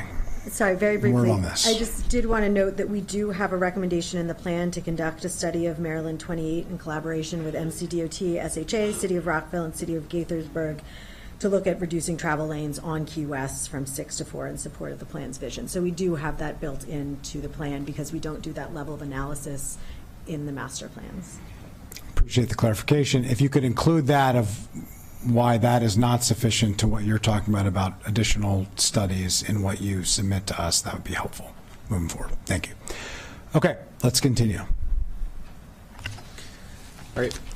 Moving on to recommendation number 3, which is to change street name suffixes to reflect re-envisioned character and new classification, including for Great Seneca Highway and Key West Avenue. Without objection. 4 is to signalize, restrict, or close median breaks on Key West Avenue, Shady Grove Road, Darnestown Road, and Great Seneca Highway.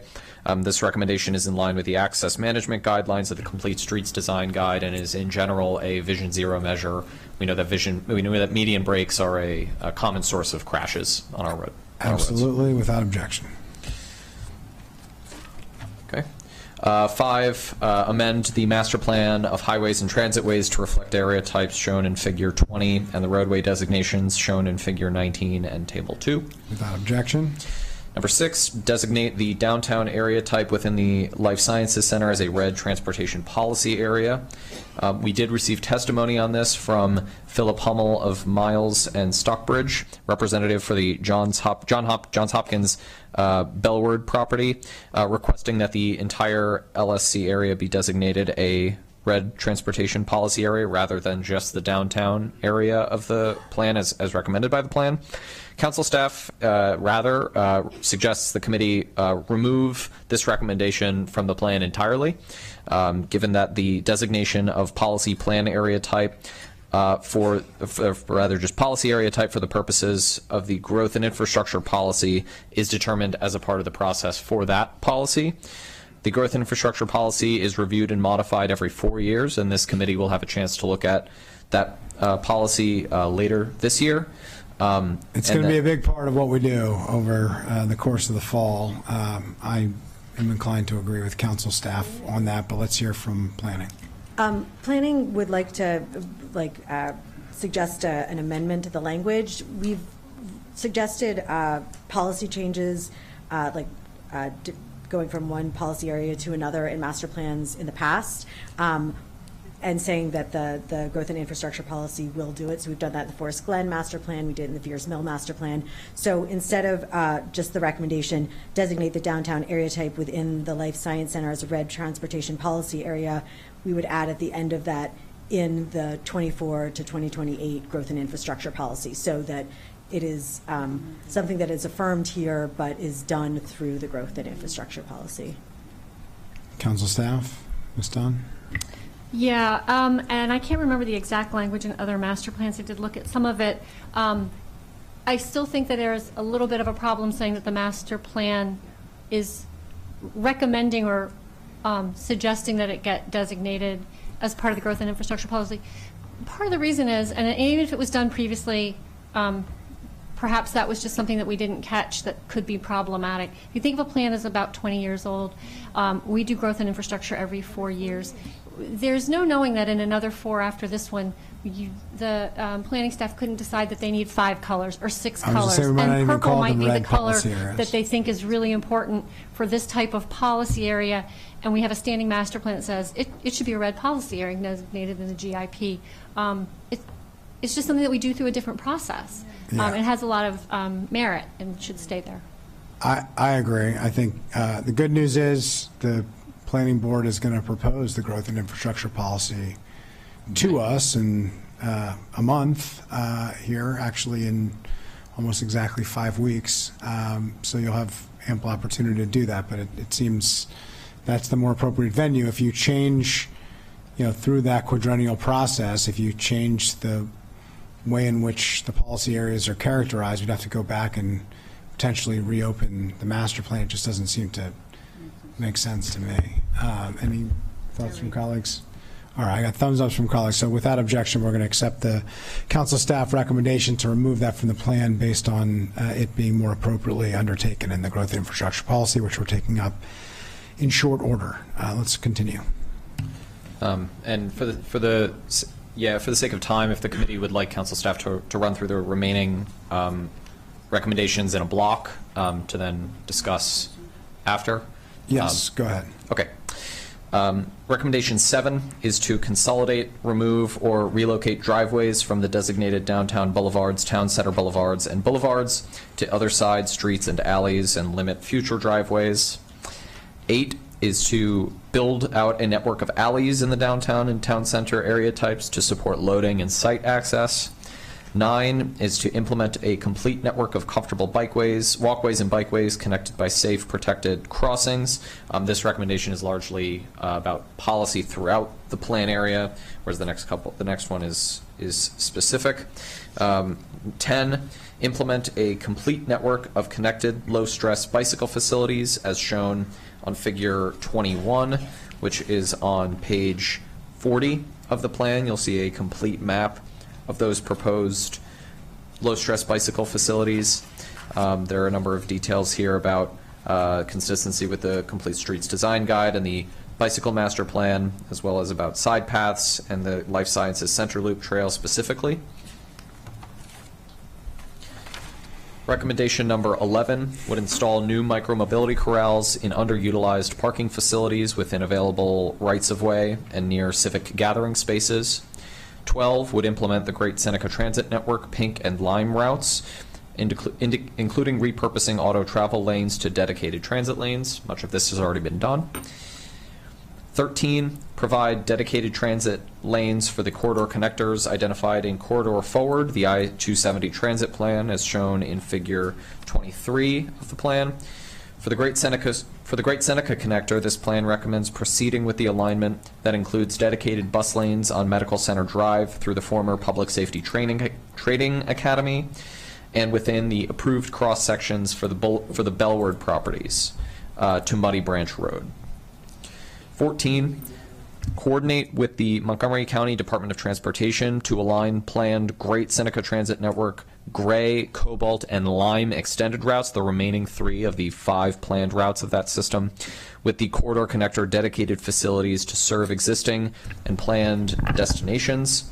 This would require coordinating with Montgomery County Department of Transportation. Sorry. Before you continue, can we just get the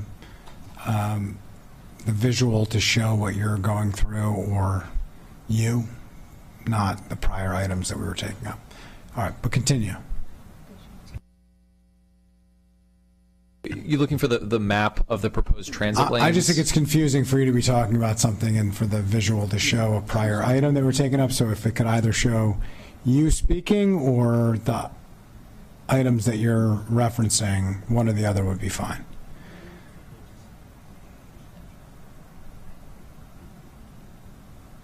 We'll just keep take down the and visual we'll work on it. Okay, as to not add confusion. Now we can see Councilmember Joanna's shining face, which we appreciate. Sounds good.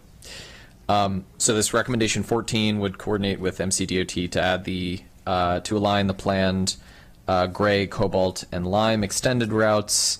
Currently, those lines are only intersect with the plan area at the very bottom of the Life Sciences Center at the Universities of Shady Grove, but this recommendation covers any future planning. 15, remove planned but unbuilt grade-separated interchanges recommended in the 2010 Great Seneca Science Corridor Master Plan. 15, improve internal connectivity among adjoining properties and external connectivity with new pedestrian areas and public open and recreational spaces. This would mean prioritizing a well-connected local grid of streets, as we talked about in recommendation 1. It would also require allowing flexibility in internal street placement and design, as again we talked about before. Promoting the creation of complete streets, including alternatives such as curbless and shared streets, to prioritize pedestrian activity at specific locations that support the proposed development uses and the open space goals. And 4, to promoting interparcel pedestrian and bicycle connectivity through accessible sidewalk and side path connections between sites. It's one of the things we zoomed in on the Adventist site. And finally, conduct a study of Maryland 28 in collaboration with MCDOT, SHA, and the City of Rockville and the City of Gaithersburg to reduce travel lanes on Key West Avenue from 6 to 4 in support of the plan's vision and recommendations. This is largely because this is a state-owned road. Right. And this was the aforementioned studies and study that was being recommended. Okay, so we have 7 through 17. Council staff recommends approval of all of them in block. Are there any questions or comments? It seems like without objection, we will accept the the council staff recommendation to support those. Opportunity sites. I just wanted to do a quick time check. We have opportunity sites. We have recommendations on the social environment, the natural environment, the economic environment, and some implementation, as well as another item. So, yeah, I don't think we're going to be able to get through all of it today, so why don't we just stop here? I think it's a good place to end, and we can move on to our next agenda item, and we can begin our next meeting by picking up here, if that is amenable to council staff and planning staff and the planning board chair. Okay. We are going to end there on this agenda item. Thank you to council staff and to planning staff and to Chair Harris for your thoughtful feedback. Thank you to Councilmember Katz for joining us this afternoon for this portion of our meeting. We're going to conclude that agenda item and move on to our next agenda item, which is Attainable Housing Work Session number 1. And we will invite up our guests on this work session. I think Chair Harris is going to stay with us, as will Director Sartori, and we're going to be joined by Mr. Anspacher and Ms. Gavoni, our local housing expert, along with Mr. Berbert and others who I believe are here as well. I just wanted to note, as we're transitioning to this item, in the lead up to Thrive, the previous Fed committee and council were briefed several times on what we were then referring to as missing middle housing, with a particular focus on the corridors.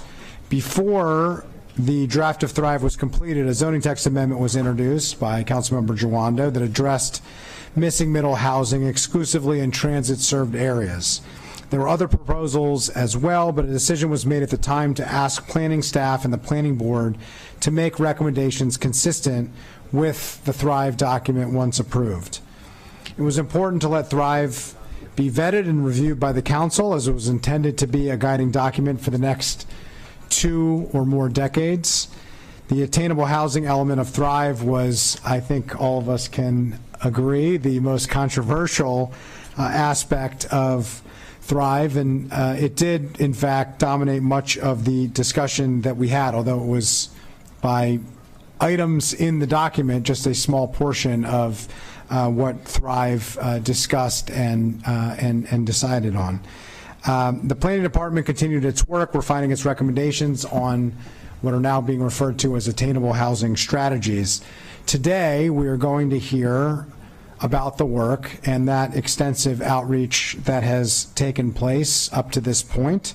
One benefit is that the community has had a lot more time to consider these issues, to weigh in, to think about the impacts that they're going to have, and so this is no surprise to anybody. These discussions have been happening publicly, and they've been happening over a long period of time. For anyone listening in, or many of the community members who have joined us today who want more information, the Planning Department website has a great deal of background information, including videos of all of the planning board discussions, which are publicly accessible. I think we need to make no mistake that this is a significant proposal. These are very important issues that we are discussing. They have major impacts on our ability to deliver on the housing targets that we have set forth, and on the type of community that we aspire to be, and also on the communities that we serve and the residents who we represent. We need to take this seriously. We need to recognize that there are many facets and aspects of this plan. It's not going to happen all at once. We have a lot before us that we need to consider, and we have scheduled currently 3 work sessions for our committee to begin these conversations on July 24th, or excuse me, on June 24th today, July 8th, and July 22nd. This first work session today is intended to be an overview of what the conversations have occurred up to this point, what has been discussed by the planning staff and planning board, the small scale recommendations, medium scale recommendations, and then the large scale recommendations. 3 different aspects as the planning department and the planning board have broken down these items. The goal would be to have a zoning text amendment ready this fall for introduction and recommendation to the full council. Our council staff and zoning attorney will be working closely with planning staff to craft legislation that reflects the consensus of the committee, hoping that we can find it. We will do our work here to be deliberate, to have purpose, to fulfill what are our broad policy goals. We're not rushing this. We haven't rushed this up to this point. We don't intend to rush it here, but there is a sense of urgency and a sense of purpose that we are going to move forward with policy changes, and we are going to be thoughtful in the manner in which we move forward with those policy changes. As members of the public know, we've been working on setting more refined housing targets for geographic areas of the county, and we're going to be talking more about that as well. That is part of this conversation as well. And in the fall, Director Sartori and I plan to host a series of meetings around the county to share more about the housing targets and attainable housing strategies in various communities so that residents have an opportunity to hear directly from the planning department on what they have come up with up to this point, what is before the council in terms of consideration, and how we may proceed. And we'll be working with district council member colleagues to schedule those meetings and organize these forums for community members. So let's roll up our sleeves. Let's get started. Let's begin with the information that we need in order to be thoughtful and methodical about these decisions. I just want to kick this off before I turn it to council staff and planning staff to walk us through this, to express my appreciation to the planning department and the planning board for the extensive work that has gone into this, responding to the council's request, which is really how this came into being, and to express my sincere appreciation to my committee colleagues for their thoughtfulness in the way that we've approached the housing targets, the way that we've approached our work up to this point, and the way in which I know that we're going to approach our questions and feedback and approach as we move forward with these work sessions and the work that is before us. So with that, unless there are any other comments, I'll turn it to the planning board chair for some introductory comments, and then I'll turn it to staff to walk us through these items. So with that, Chair Harris. Yeah, thank you. Artie Harris, Chair of the Planning Board. Thank you, President Friedson and members of the PHP Committee for giving us this opportunity to brief you on the Attainable Housing Strategy. This strategy has been in the works, as you mentioned, for a number of years, and we truly appreciate the guidance and forethought of the Council in requesting the Board study efforts to accommodate attainable missing middle housing in the county, and are excited for this next step towards adoption and implementation. In the midst of this housing crisis, we must take strong steps to ensure that we are meeting the housing needs of all residents and those that want to call Montgomery County home. This strategy is a critical piece of that effort. Attainable housing strategies won't solve our housing problems overnight, but it will be a valuable new tool to address this challenge by allowing property owners more flexibility to build more housing and more types of housing, especially along our county's major corridors. I want to thank the Planning Department for their comprehensive work on this, the community members who have engaged with us during this process to help guide these recommendations, and my Planning Board colleagues for their decisive vote to advance this for your review and approval. All of us have worked to present you a thoughtful, comprehensive strategy, and we look forward to providing an overlay today and during our upcoming work sessions, driving into details of the strategy. I'll now turn it over to the planning team. Before we do that, let me turn it to Councilmember Juwan, who asked to make a comment, and then we'll turn it to the planning team. Thanks. Thank you, Council President, Chair Friedson. Really appreciate the Chair Harris's comments. Also appreciated the Council President's comments. I was looking at this the other day in preparation for this meeting, and in December of 2020, which seems like light years ago, I introduced this ZTA. It was part of a package. It was more housing for more people, we called it at the time, and it was a rent stabilization bill near transit in a ZTA for attainable, at that time missing middle housing, but near transit as well. And we went through both big topics and conversation starters, and we went through a global pandemic and also got rent stabilization. We're actually going to be taking up these rent regulations soon here in the coming weeks. And now we're taking up attainable housing, and really appreciate the planning staff's work over this over many, many years. Even prior to the introduction of that ZTA, they had been working on these concepts. And now we have more test cases around the country. As Chair Harris said, this is not a panacea. It's not going to happen overnight, but it is an important tool in the toolbox to create different types and sizes and more housing at different price points. It is an important conversation, and we need to be deliberate about it. So just very thankful to the staff, also thankful to this planning board who sent this proposal forward, and look forward to engaging in it and getting it complete, and appreciate the process that was laid out by the council president. Thank you. Thank you. Okay, let's turn it to planning staff, and beginning with Director Sartori. Great. Thank you very much. For the record, Jason Sartori, Planning Director for Montgomery County. I want to thank you for this opportunity to be here today to talk about our the Planning Board's recommendations with regard to attainable housing strategies. As the Council President mentioned, today will primarily be a briefing for you to bring you up to speed on what's been done and what the board has recommended. I encourage you to ask higher level questions today, knowing that we'll be back in a couple weeks to dig into a lot of the details in the recommendations and get your thoughts on specifics then. In particular, let us know if there's are certain ideas or concepts that you'll want to discuss at those future work sessions, and we can then come prepared to have those conversations. So we are at a crossroads here in Montgomery County, in the history of the county. Do we maintain the status quo and accept that some people simply can't live in the county's residential neighborhoods? I'm talking about our kids, our grandkids, our teachers, our first responders. Or will we be bold and take a hard look at the state of housing in Montgomery County and seize the opportunity to do something about it? Here's the reality. Housing production is not keeping pace with demand. It's leading to record-setting high housing prices in Montgomery County. In the first 4 months of 2024, the average price for a single-family detached home was over $1 million in the county. Nearly a quarter of all houses in Montgomery County now are bought with cash.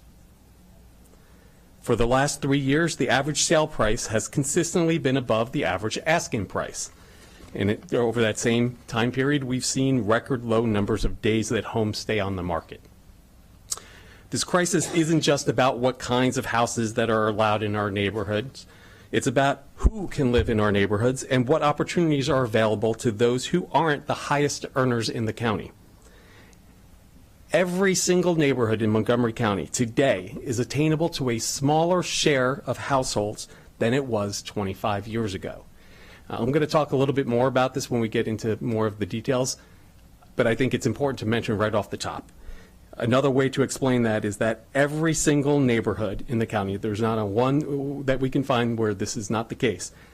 Every single neighborhood is more exclusive today than it was 25 years ago. And at Montgomery Planning, we believe everyone should have a chance to call Montgomery County home, and the status quo makes Montgomery County less accessible to many households. In our outreach for this project, we heard a lot of concerns about infrastructure, parking, the physical character of neighborhoods, but we also heard stories of what families and individuals have had to face when trying to buy or rent a home here in Montgomery County. We've heard about people's friends or family members, you might know some yourself, having to leave the county because they can't afford to stay here. These are people who have good jobs too. Montgomery County's middle class is shrinking. That population has decreased by more than 25,000 people since 2005, as the price of home ownership has increasingly become out of reach for these residents. There are jobs in Montgomery County, but more and more people must live farther and farther away from those jobs to afford a place to live. That leads to more long-distance commutes, more congestion on our roads, and more pollution in our air. We must counter the rising cost of housing in this county by building more supply. We can't build more supply in our built-out single-family neighborhoods if we only allow property owners to build one type of house there. Attainable housing strategies is not a mandate to build apartment buildings in single-family zones. Our recommendations do not outlaw single-family homes. Our recommendations do not require any homeowner to convert their home into a duplex. Rather, our recommendations are about increasing options and opportunities. More options for property owners to build more diverse housing types on their property, and more opportunities for households to purchase or rent homes and stay in Montgomery County. Attainable housing strategies makes this possible. Now, I mentioned that this is about more than just the types of houses. It's also more than just adding to our housing supply. Quite clearly, this is just the right thing to do. This is an equity issue of the grandest proportions. At its origin, single-family zoning across the country was de facto segregation intended to exclude minorities and families of lesser means from suburban neighborhoods. At its core, single-family zoning is historically exclusionary. And now it's becoming increasingly difficult to purchase a home in our county unless you are amongst the highest income earners or have generational wealth, which is often accumulated through the ownership of property. And when you have a history of excluding certain groups from the benefits of homeownership and thus wealth accumulation, shown not only in historical data but also today in homeownership rates today here in Montgomery County, allowing the status quo to reign will continue the exclusionary character of our single-family neighborhoods. So it's time to take action, and I thank you in advance for being bold, for being visionary, and for being the leaders that this moment calls for. Thank you. And I'll turn it over to Ms. Gavoni. Thank you. Good afternoon. For the record, Lisa Gavoni with the Planning Department. So I'm just going to jump right in. I believe the preceding introductions have framed this conversation well. In 2021, we received a county council request for the planning board to consider, and I quote, zoning reforms that would allow greater opportunities for missing middle housing in Montgomery County. Attainable housing strategies is the resulting effort, which the prior planning board prepared recommendations, and the current planning board worked through those recommendations too, to allow the development of more diverse housing types in the county, including missing middle housing. The planning board really focused on 3 goals for the initiative. That's to increase opportunities to meet the county's diverse housing supply needs and obligations, as well as the county's economic development objectives, unravel the exclusionary aspects of the county's single-family residential zones to diversify the county's communities by diversifying the county's housing stock, and finally, to create more opportunities for home ownership for more households in more parts of the county. So why are we doing this now? I think, the preceding conversation framed this well. Well, first, we received a request to complete this by the county council, and even though it's 3 years later, we think it's important to fulfill that request. Many jurisdictions, including some of our neighbors like Alexandria and Arlington, they have adopted similar changes, putting us in good company. Montgomery County has a history of progressive housing policy, and we think that this is, one step that we could take to build on that reputation. Third, Thrive Montgomery 2050 has been adopted. It's created a framework for us to work in, and it's created policy guidance for us on the topic of diversifying our housing stock. And I'll touch on this in the next slide, but there's a significant equity component at play here. As Director Saitori said, we just keep coming back to this is the right thing to do. And then the county has a significant supply housing issue that's not getting better. To be clear, this is just one step of many that we think that the county is taking to address that issue, but we think it's an important one nonetheless. So when we talk about the rationale for this initiative and really all of our housing work, at the root of this is to make our communities more equitable and more inclusive by countering the historical discriminatory aspects of zoning. Zoning determines what can be built where, and by limiting housing options, we have limited who has access to many of our neighborhoods. If we want to diversify our communities, we need to focus on diversifying our housing options. And through this effort, in our equity agenda for planning, we also recognize the role that Montgomery planning has played through plans and policies that have perpetuated racial inequity in the county. We have a long history of land use decisions that have created exclusionary neighborhoods and formed barriers to resources and opportunities for people of color and other disadvantaged households and persons. Our housing work alone will not solve inequity in the county, but it's one step of many we hope to begin to address the barriers in place that exist for many households in Montgomery County. So to know me is to know I love data. And so I have a couple of data slides that I think speak to the initiative at heart and why we're doing this. So single-family homes in Montgomery County are getting larger.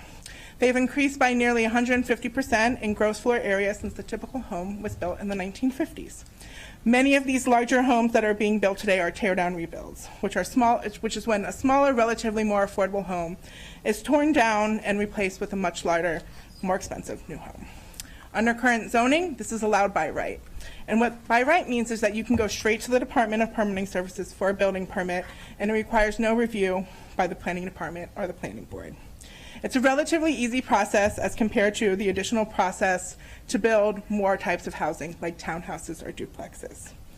The hope is with this project that a lot of these tear-down rebuilds will not just be detached homes, so that one day they would be duplexes or triplexes or quads. And we feel like this is one really important step to make a competitive process for that tear-down rebuild process. I've spoken to a lot of community groups, a lot of HOAs about this project, and one of the things they always said is they love the diversity of this county. They love the diversity of this community. But the tear-down replacement home model is slowly chipping away at that diversity that a lot of these communities love. Slowly, over time, as we're seeing and the sheer number of these homes that are happening, we are starting to see that diversity loss. And Mr. Sartori was a little bit of a spoiler earlier, but in 2023, the average detached home in Montgomery County, it sold for $970,000. And that's compared to $440,000 for detached structures. And again, in the first 4 months of 2024, it's reached over $1 million. And I think that, we want to highlight the impact that size has on affordability. So if we look at detached homes in the county, we can see that they fall into two ranges. The two highest ranges are generally between $600,000 and $800,000 and over $1 million to $2.5 million. Now, but when we look at attached structures, we can see that most of them fall under $500,000. The biggest range that we see is $400,000 to $500,000. And then when we look at condominiums or cooperatives, we see that they are, the most affordable type. They are the smallest. And by nature, we see that the biggest range for them is in that $200,000 to $300,000 range. And again, this is just highlighting the impact that size has on affordability.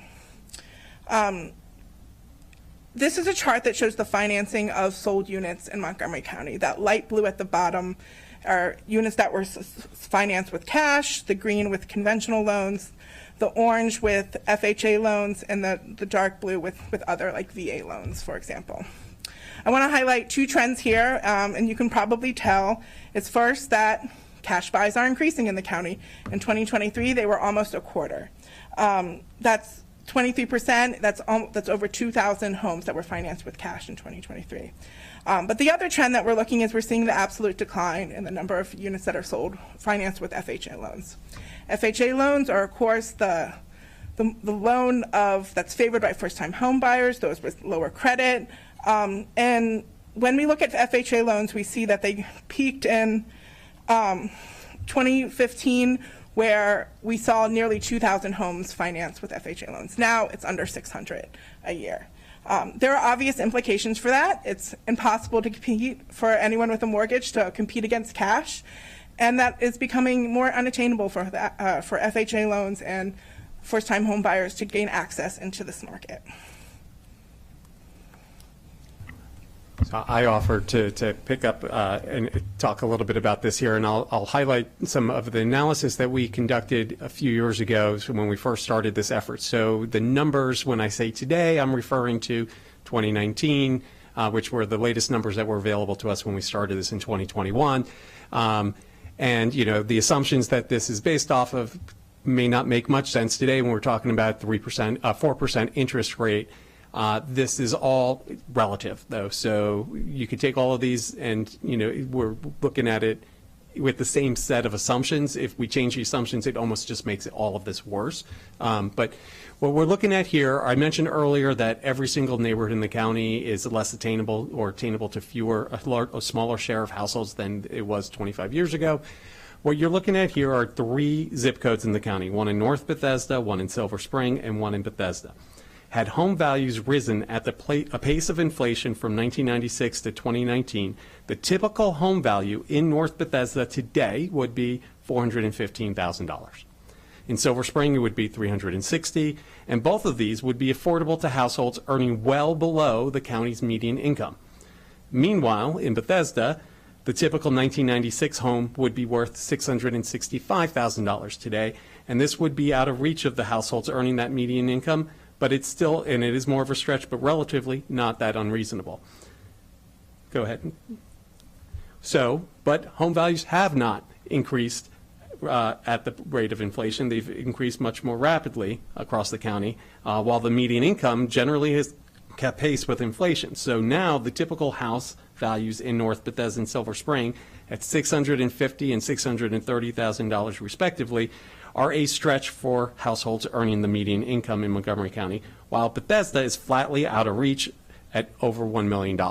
You need to earn in 2019 $190,000 to be able to afford, with those assumptions, the $1 million, the typical home in Bethesda in that zip code. Next slide. So these pie charts show you how those home values then translate and their required income levels translate to the percentage of Montgomery County households who could comfortably afford to purchase those homes. So you can see how far fewer and fewer households can afford to live in these communities, whereas 66% of households in the county could live in zip code 20852. In 2019, that was down to 46%. In 20910, it was 71%. In 2019, 48%. Bethesda 20817, 44% down to 26%.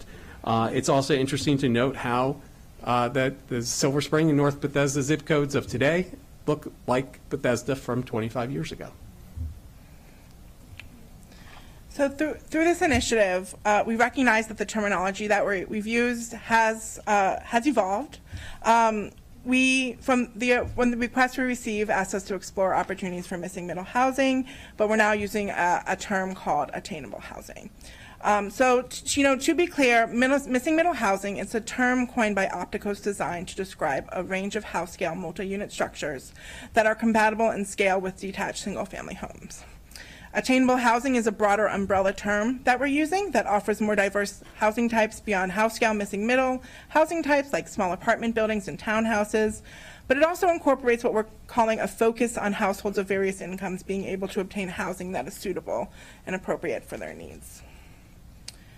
And, we're going to, at the end of the presentation, I'm going to talk a little bit about some of the concerns we've heard and some of the our responses to that. But one of the, the biggest concerns we've heard is just about, the physical character of their neighborhood. People love their neighborhoods, understandably.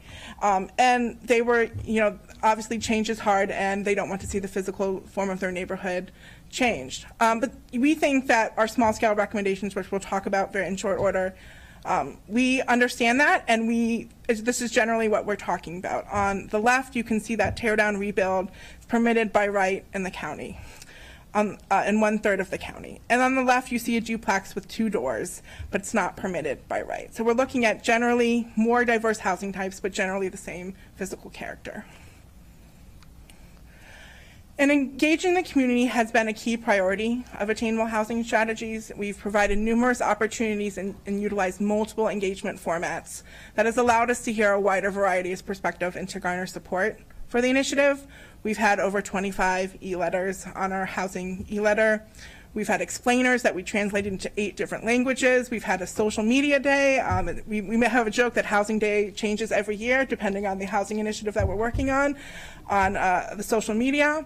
We've had external stakeholder group meetings, targeted stakeholder group meetings with civic associations and groups like NAOP, public office hours, planning department hosted community meetings, a panel discussion, informational videos, planning board listening sessions, and then, we also had 11 work sessions with the planning board on this initiative. We've also been very lucky that we've had a lot of media coverage on this initiative, which has done a great job of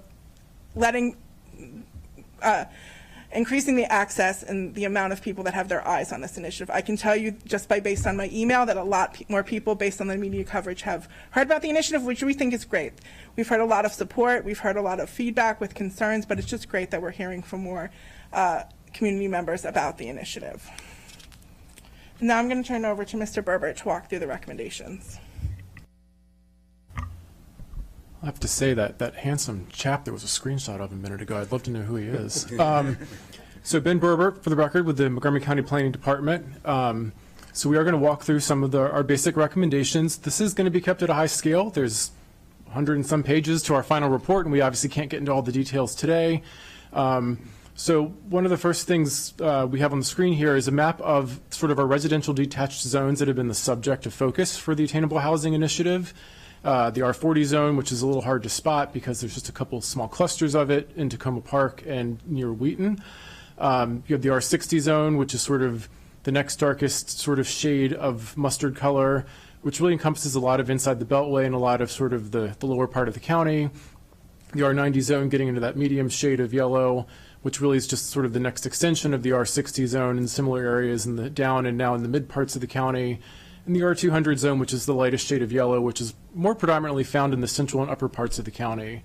Next slide, please.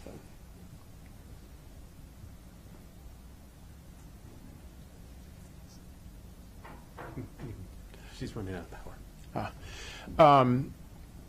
Some of the terms that I think we want to be clear in, because they'll show up in some of our recommendations. The first is this idea of a priority housing district. What you can see on the map before us, kind of highlighted in the green, is the actual geography of this priority housing district. Highlighted in those shades of yellow we discussed before are the residential zones. The priority housing district is measured as a straight line buffer that is 1 mile from the Red Line Metro Rail stations, the future Purple Line stations, and the Mark Rail stations, and then a 500-foot buffer applied to all of the identified growth corridors from Thrive Montgomery 2050.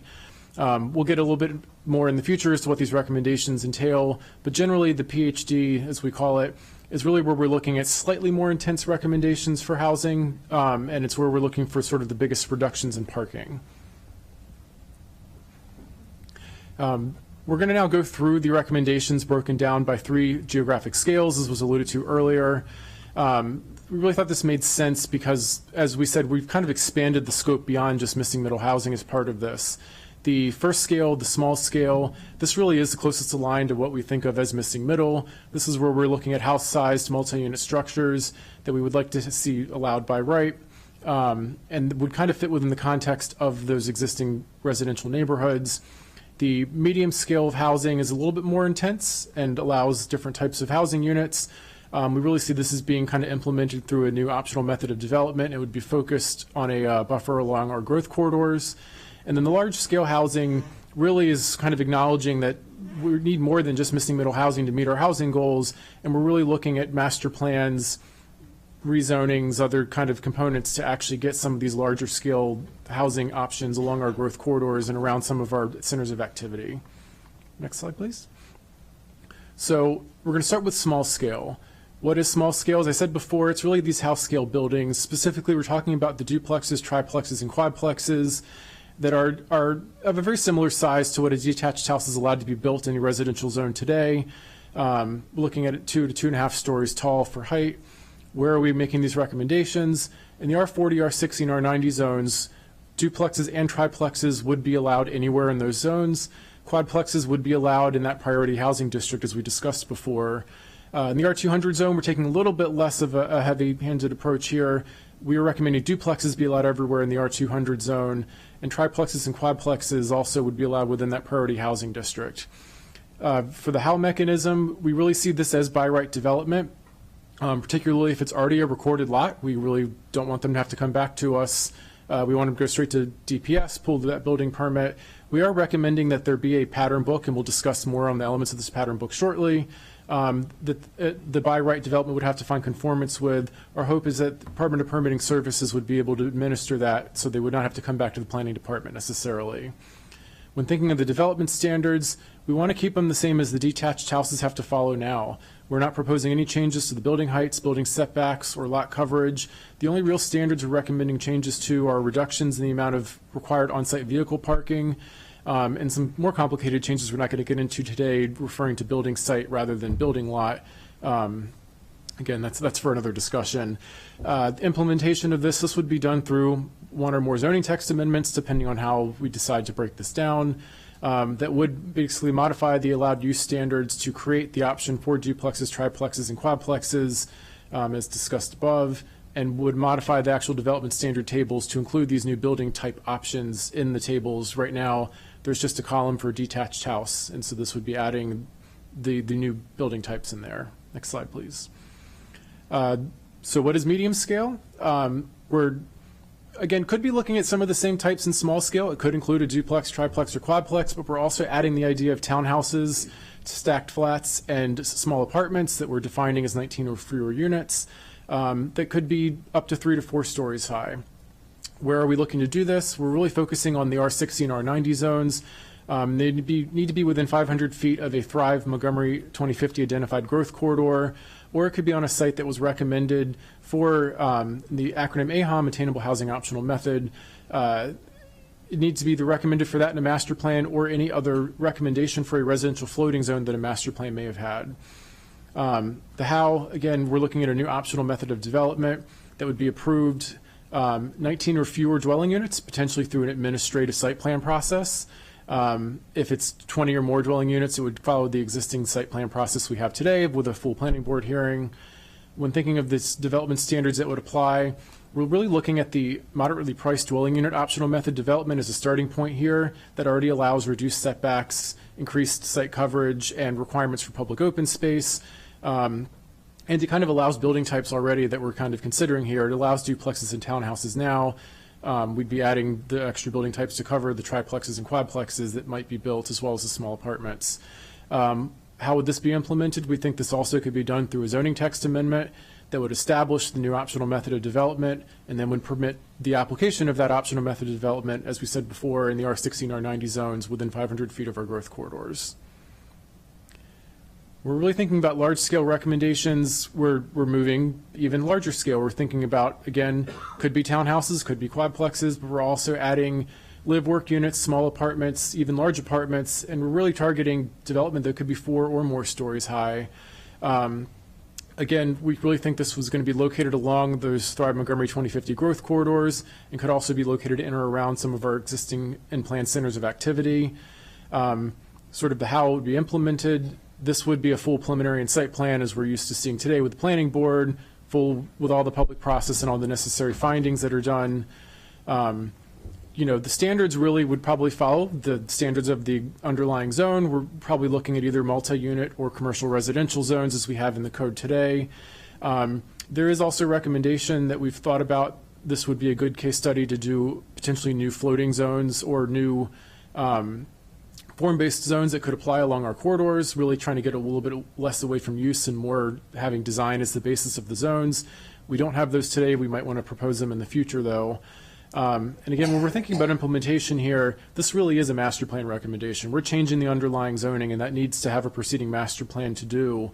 The other way to do it would be a local map amendment that could actually have an applicant request rezoning of a specific property.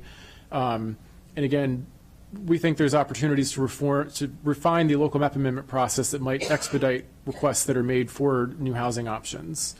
Next slide. I've alluded to earlier, one of the big recommendations is to reduce the required parking as part of the attainable housing dwelling unit type.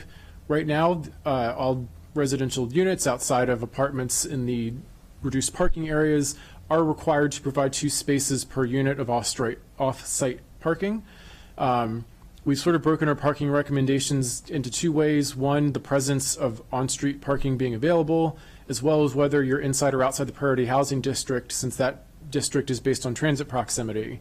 In summary, if you have no street parking available and you are outside the priority housing district, we're actually not recommending any parking reductions. You would still, in that case, have to provide 2 spaces off-site per dwelling unit.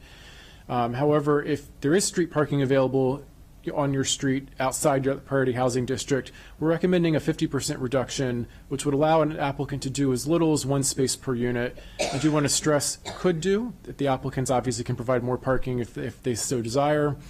Inside that priority housing district, again, closest to transit and our growth corridors, if there is no street parking available in the neighborhood, we're still recommending a 50% reduction in parking, or the equivalent of 1 space per unit. And if there is street parking available, the recommendations take you down to a 75% reduction, or the equivalent of half a space per unit. Because the question has been asked, if you create a fractional parking space, we'd round up to the next whole number. Next slide, please.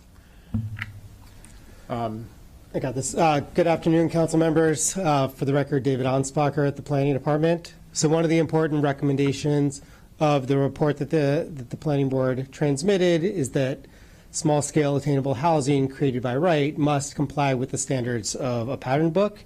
It would be used at the building permit stage by DPS staff. It would remove arbitrary terms such as character and compatibility from the evaluation criteria.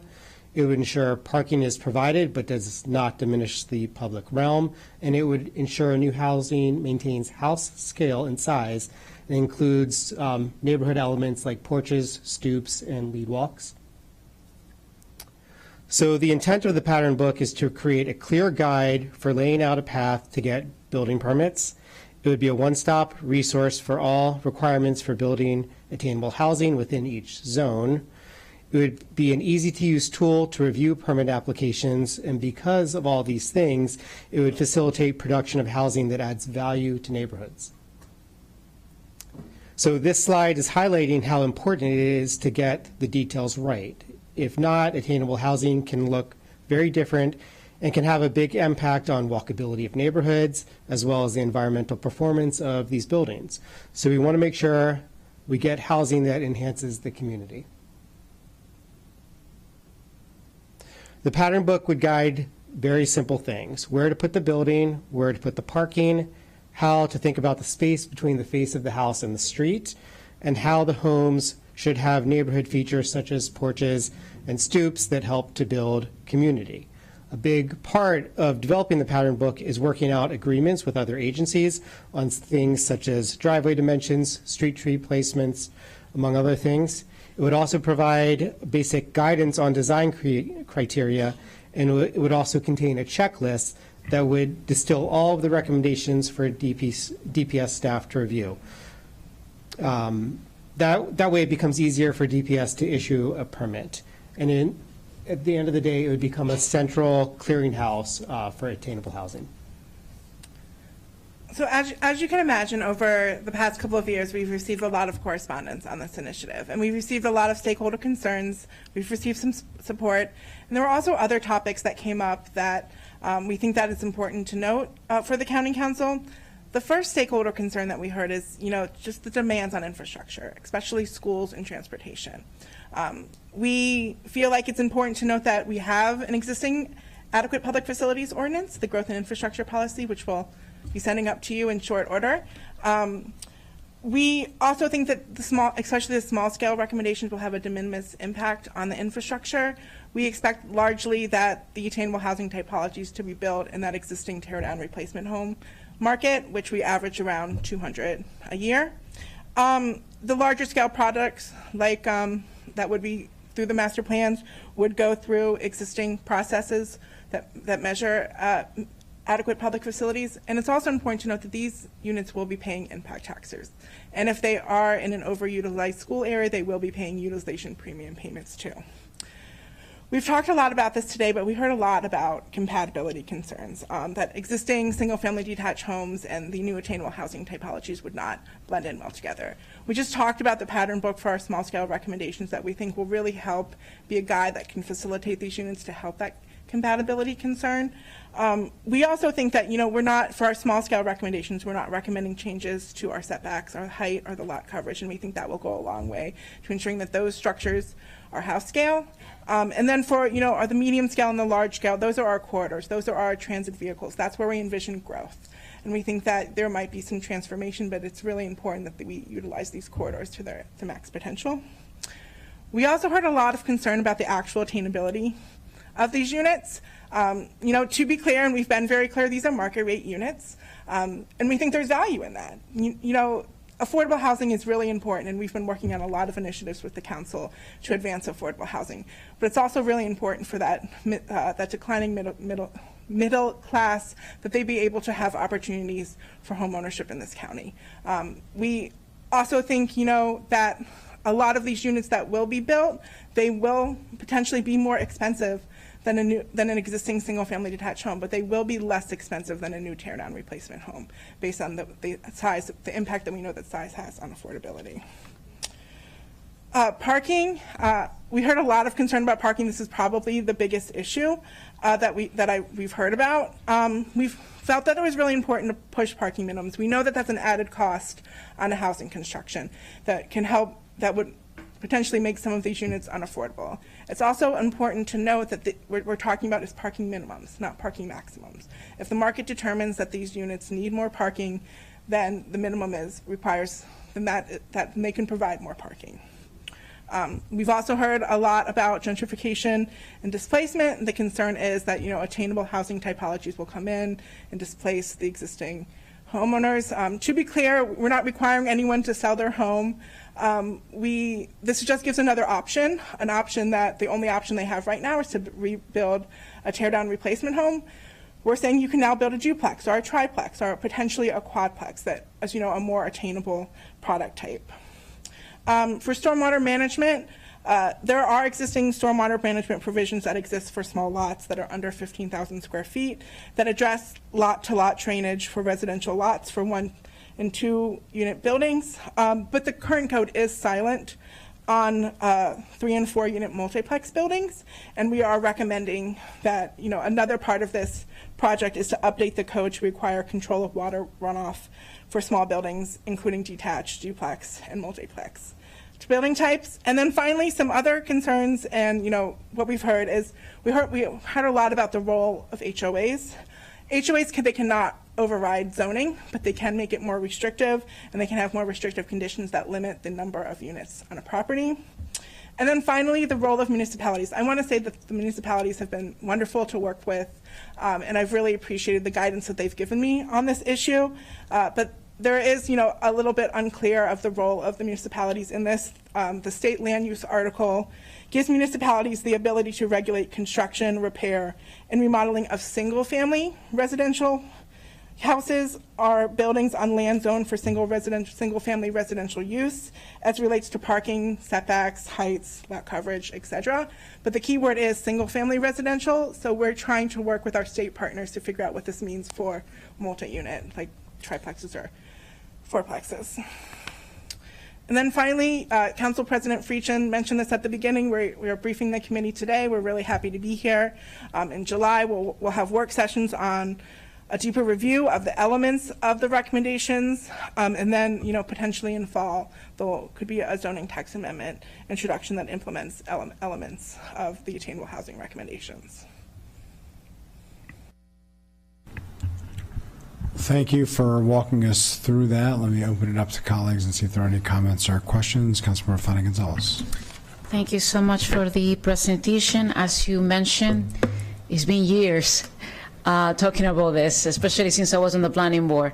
2 things, and I love that the council president and chair of PHP is going to be holding community forums in the fall with the district council members. Sign me up. But before then, I'm already talking to members of my community, so I have 2 requests from you guys, pronto, to get them pronto, like quick. Number 1, I think we need a Q&A, very easy to digest. Basically, the stakeholder concerns that you place here a couple slides ago, those are the concerns that I'm also hearing. So a Q&A that speaks about them will help. Once I have found that once I start talking to people who have concerns and they believe certain things are just not true, once I explain them the reality, they get it. But having that in writing, that will be very useful. So that's one. I appreciate the comment about the stormwater management, because that's one of the key ones that I hear, and you have it on your slide on your stakeholding concerns, and then issues with infrastructure. So if you can please get that to us like this summer, that'll be great. And also if they can be translated at least into Spanish, but I also find that Amharic and Korean are very, very important. At least I will even say Hebrew, believe it or not. I'm thinking about my district. So to start now, and it's especially before we introduce a ZTA, if that's what we decide on doing, obviously, just to, educate and have people be also, I'm listening to a lot of folks. I don't want everybody or anybody to believe that this is a done deal or anything. This is the first work session after the planning board approved its draft.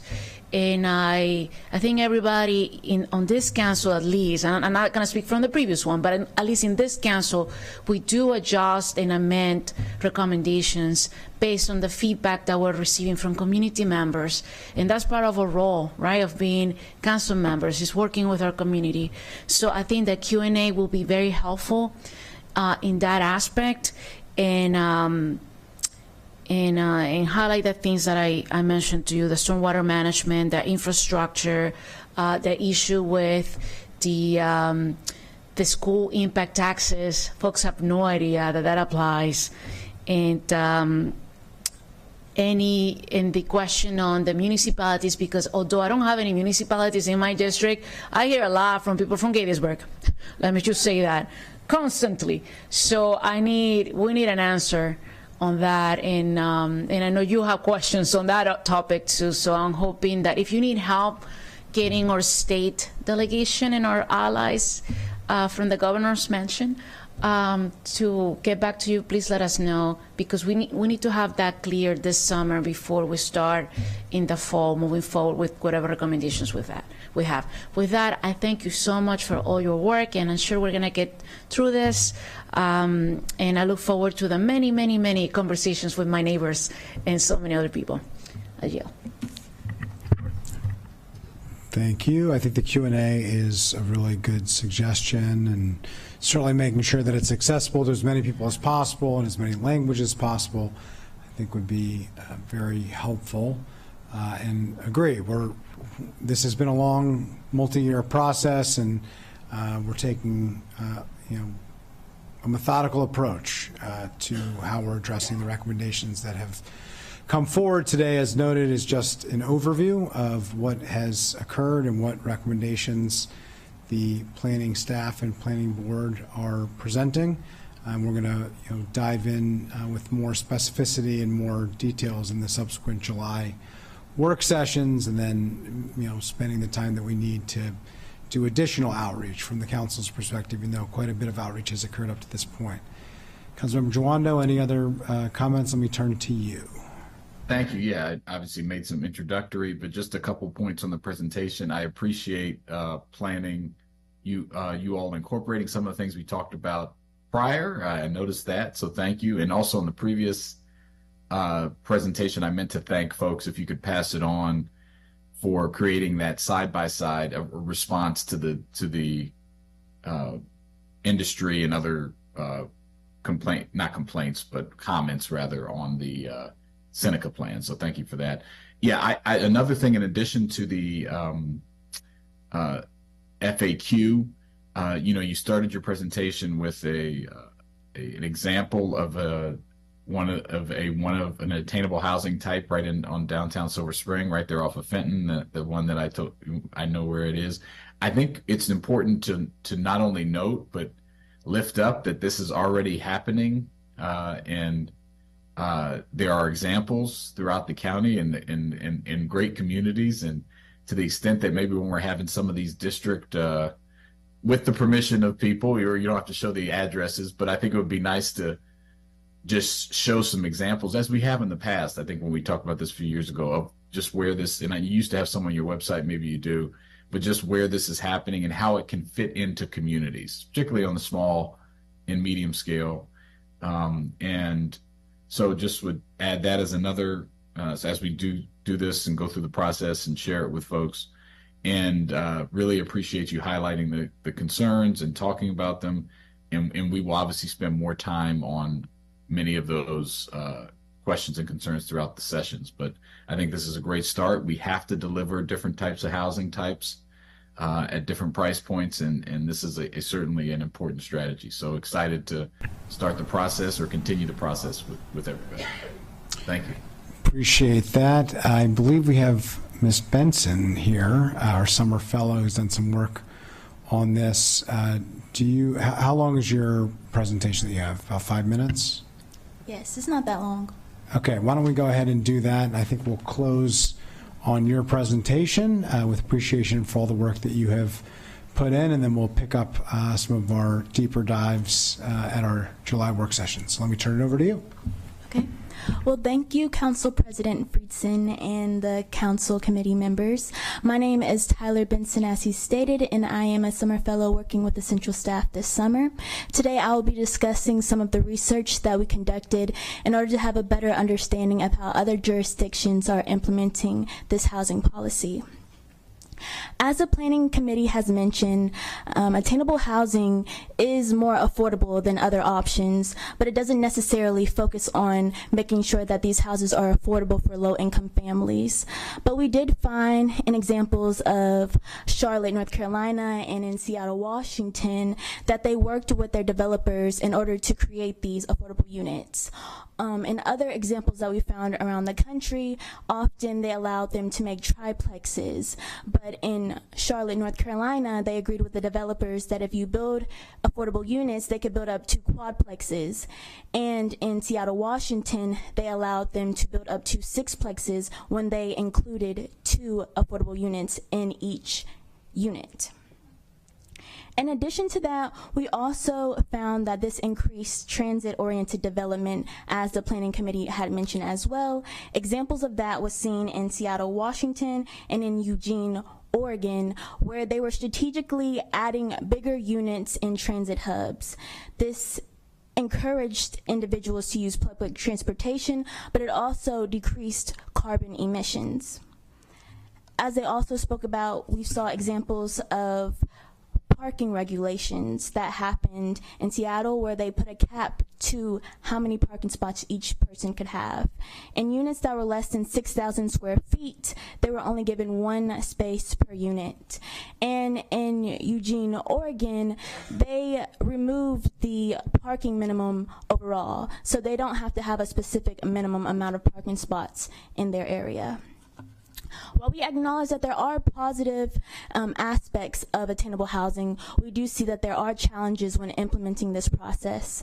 Examples of that happened in Minneapolis, where they had legal issues, which made them stop using this process in 2022. But as recent in May of 2024, they decided to go back into having attainable housing because they felt like it addressed racial segregation and it increased affordable housing units. Another thing that we found was there were challenges that happened in California, who implemented the Home Act in their area, which allowed homeowners to split their land as well as build up to 4 units of housing on their property. The issues with that were that homeowners felt like there was an administrative burden there. They didn't understand how to go about the process. There are local regulations that limited their ability to build these units, as well as they were just very expensive to build. As I've talked about the positive aspects and the challenges in obtaining these houses, it's just important to know these things moving forward and implementing this process. Thank you. Thank you very much. That was really helpful. If you have anything written, it doesn't have to be formal, but on some of your findings that you could share with the committee members, I think we greatly appreciate that as we take up our work moving forward in the work sessions. Will do. Thank you very much. I appreciate that. Let me turn it to Councilmember Fani Gonzalez.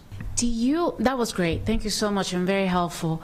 In your research, did you find anything targeting senior housing specifically? I didn't find anything on that aspect. Okay, just keep that. If you're going to continue working on this, just remember that. And if you find anything, just send it this way. Thank you. Thank you. Okay, well, thank you very much. Appreciate all of the work that you put in. Great Summer Fellows program, and you're another indication why. And thank you to the planning staff and planning board chair, and council staff for all of your work on this, as well as colleagues, as noted before. With that, we do have the additional items on July 8th and July 22nd to do a deeper dive into some of these items and have more of a question and answer ourselves as you work on the FAQ and the question and answer to provide to the public in multiple languages, if possible. And with that, colleagues, we are adjourned for the day. Spring Street will be closed from 16th Street to 2nd Avenue for bridge repairs for several months starting June 7th. Travel is slow on I-270 in the following locations. Northbound Interstate 270 from Montgomery Village Avenue, Maryland 124 to Meadowbrook Road. Northbound from Clarksburg Road,